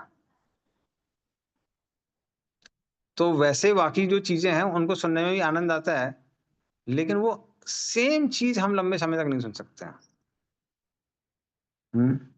जैसे मान लीजिए कोई न्यूज चैनल में कुछ न्यूज आ रही है, तो नई नई न्यूज आती है, इस तरह से ऑडियंस को वो किया जाता है, अट्रैक्ट करके साथ में रखा जाता है। लेकिन अगर सेम न्यूज आपको बार बार सुनाई जाएगी तो फिर लोग, ऑडियंस भाग जाएगा, ऑडियंस वहां रहेगा नहीं। तो इसलिए वो सारे न्यूज एंकर्स और न्यूज चैनल्स वो ट्राई करते रहते हैं कि नए नए न्यूज मिले और उसी तरह उसको धमाके की तरह से प्रस्तुत करते हैं कि बस अगर आपने ये न्यूज नहीं सुनी तो सारी चीजें खत्म हो जाएंगी। और फिर उसके बाद नई न्यूज आती है, फिर अगले दिन नई न्यूज आती है। ऐसा देख सकते हैं कि पहले जब रसिया यूक्रेन वॉर चालू हुई थी तो कुछ लोग महीनों तक उसको देख रहे थे। देखने के बाद में फिर वो लोग बोर हो गए। तो फिर वो भी बैकग्राउंड में चले गए। फिर बीच में फिर वो इजराइल का युद्ध चालू हुआ। उसमें जब नए नए एपिसोड्स आ रहे थे तब तक लोग एंटरटेन हो रहे थे। जहां पे वो एपिसोड्स खत्म हुए वो बैकग्राउंड में चला गया। तो इस तरह से जो युद्ध लंबा चलता है वो उसको सुन के भी लोग बोर हो जाते हैं। लेकिन भगवान की लीलाएं ऐसी लीलाएं हैं कि सेम लीलाओं को भक्त लोग जीवन भर भी सुनते रहे तो बोर नहीं होते हैं, क्योंकि भगवान की लीलाएं कैसी हैं? भगवान की लीलाएं जो हैं वो आध्यात्मिक है। तो ये भगवान की लीलाओं में और अन्य न्यूज में अंतर है। इसलिए प्रभुपाद बोलते हैं अगर हम इनसे आकर्षित हो जाते हैं तो हमको लाइफ लॉन्ग एंटरटेनमेंट मिल जाएगा। जैसे कई बार OTT चैनल्स वाले, जियो टीवी ना, जो भी है, खैर मेरे को बहुत ज्यादा उसका वो नहीं है, उसकी नॉलेज नहीं है, लेकिन अलग अलग ये लोग एडवर्टाइज करते रहते हैं कि हमारे चैनल में आप आपको ये सुविधाएं मिलेंगी, ये देखने को मिलेगा, वो सुविधा यहाँ पे वो देखने को मिलेगा। तो यहाँ पे प्रभुपाद क्या बोल रहे हैं, लेकिन अगर मान लीजिए आप भगवान की लीला अवतारों की ओर आकर्षित हो जाते हैं तो इटरनली आपको एंटरटेनमेंट मिल जाएगा, इटरनल एंटरटेनमेंट। और ये एंटरटेनमेंट कैसा है, ये शुद्ध करने वाला, प्यूरिफाइंग, तो इस प्यूरिफाइंग एंगेजमेंट। तो अब लीला अवतारों का वर्णन वो अगले चैप्टर से करेंगे, जो हम लोग नेक्स्ट क्लास में सुनेंगे। हरे कृष्ण प्रभु जी। प्रभु जी नेक्स्ट वीक एग्जाम होगा क्या क्लोज बुक का, संडे? हाँ, यस यस, सुमित चैतन्य कुछ कमेंट करने वाले हैं। प्रभु आपको अनम्यूट करना पड़ेगा, अभी आप म्यूटेड है। Pruji, I wanted to check, like you mentioned that Brahma, Vishnu, and Mahi, like Shiva, they are also like guna avatars. तो उन लोग बेसिकली वो शक्तियावेश अवतार कैटेगरी में आएंगे ना, मैंने, because Brahma is a separate living entity. नहीं, देखिए ये डेफिनेशंस हैं, ये सब डेफिनेशंस हैं। जैसे जब हम लोग गुण अवतार कहते हैं, गुण अवतार का मतलब क्या है, जो एक पर्टिकुलर गुण के अधिष्ठाता देवता है या फिर इंचार्ज है, तब हम उसको गुणावतार कहते हैं। और जब आप बोल रहे हैं शक्ति आवेश अवतार, शक्ति आवेश अवतार मीन्स एक पर्टिकुलर पर्पस के लिए एक जीव को भगवान वो शक्ति दे देते हैं जो एक जीव के लिए होल्ड करना इम्पॉसिबल है। कोई जीव की एक लिमिट है ना, पर वो लिमिट के क्रॉस करके भी कोई अगर एम्पावर हो रहा है तो उसको हम लोग शक्तावेश अवतार कहते हैं। जैसे पृथु महाराज, अब पृथु महाराज ने जब राज्य किया तो देवता लोग भी वहां पे आ रहे थे, देवता लोग भी उनसे शिक्षा ले रहे थे, देवता लोग भी उनके अधीन थे। ये साधारण जीव के लिए संभव नहीं है। तो जो उनको पालन शक्ति थी वो पालन शक्ति भगवान ने दी। तो ये डेफिनेशन है। तो उस तरह से उसको कैटेगराइज किया। सो गुणावतार means those were in charges of 3 गुणास। Brahma ji mode of passion के हैं, Shiva ji mode of ignorance के हैं, और भगवान विष्णु स्वयं अपने साथ गुडनेस रखते हैं। So I hope that's clear. So Pruji, but like Shaktiavesh Avatar, like you told, for a specific purpose, a jiva is being empowered. So like Brahma is being empowered to take care of the uh, mode of passion. So एक तरह से तो वो शक्तियावेश ही हो गया ना, मैंने। हाँ, वही मैं कह रहा हूँ। देखिए सक्तावेश जब आप बोल रहे हैं, there is a different definition given for सक्तावेश। सक्तावेश doesn't mean that any empowered living entity is called Saktavesh. No. Any empowered living entity given a power for a specific purpose or role, apart from being in charge of, you can say, of gunas, then you can call him Saktavesh. So so so Pruji, like okay got it, ठीक है। मैंने गुणा अवतार अलग हो गए, उनको अपने शक्तियावेश का कैटेगरी में नहीं डालते। हाँ, बेसिकली कैसा है कि जैसे ये ना, ये पूरा का पूरा आपका, आप दे सकते हैं, ये कलरफुल रेल्म है। पूरी कलरफुल रेल्म में कुछ चीजें ग्रे जोन की होती है। आप उनको टोटली ब्लैक नहीं बोल सकते, टोटली व्हाइट नहीं बोल सकते हैं, उनको कहीं एक बॉर्डर लाइन खींचनी पड़ती है। और कुछ कुछ लोग पर्सनैलिटी हैं जो दोनों लाइंस में आते हैं, इस तरफ भी आते हैं, उस तरफ भी आ सकते हैं। That is also possible. तो इस तरह से कैटेगराइज करने की कोशिश की जाती है किसको, अवतारों को। तो इसका अगर आप डेफिनेट डिटेल देखेंगे पूरा, तो पूरा डिटेल अगर आप देखेंगे तो जो सनातन शिक्षा है उसमें पूरा डिटेल दिया हुआ है। और उसके ऊपर पूरी एक बुक लिखी है, रूप गोस्वामी ने लघु भागवतामृत, एंटायर बुक। तो वो पूरी लिखी हुई है। उसके बाद भी आप देखेंगे कुछ ओवरलैपिंग है। सेम पर्सनैलिटी यहाँ भी आ जाते हैं, वहां भी आ जाते हैं। जैसे शेष, अनंत शेष जो है, उनको कभी कभी सक्तावेश की कैटेगरी में रखते हैं, पर वो विष्णु तत्व में भी आ जाते हैं। तो आप बोलेंगे अरे वो तो जीव तत्व नहीं, वो विष्णु तत्व है। तो इस तरह से ओवरलैप भी बहुत जगह है। तो ये बेसिकली अवतार ही असंख्य, असंख्य अवतार है। और हमारे आचार्य लोगों ने कोशिश किया उनको कैटेगराइज करने की। So they have tried. Okay, Sumit Chaitanya. So we will end the class, but और after the class, एग्जाम के बारे में माता जी पूछ we रही थी। will after the recording through we'll discuss. So we will just end the class. Dhanraj Shrimad Bhagavatam की जय, श्री प्रभुपाद की जय, वांछा कल्पतरुभ्यश्च कृपा सिंधु पतितानां पावनेभ्यो वैष्णवांनो नमः। जय। जय।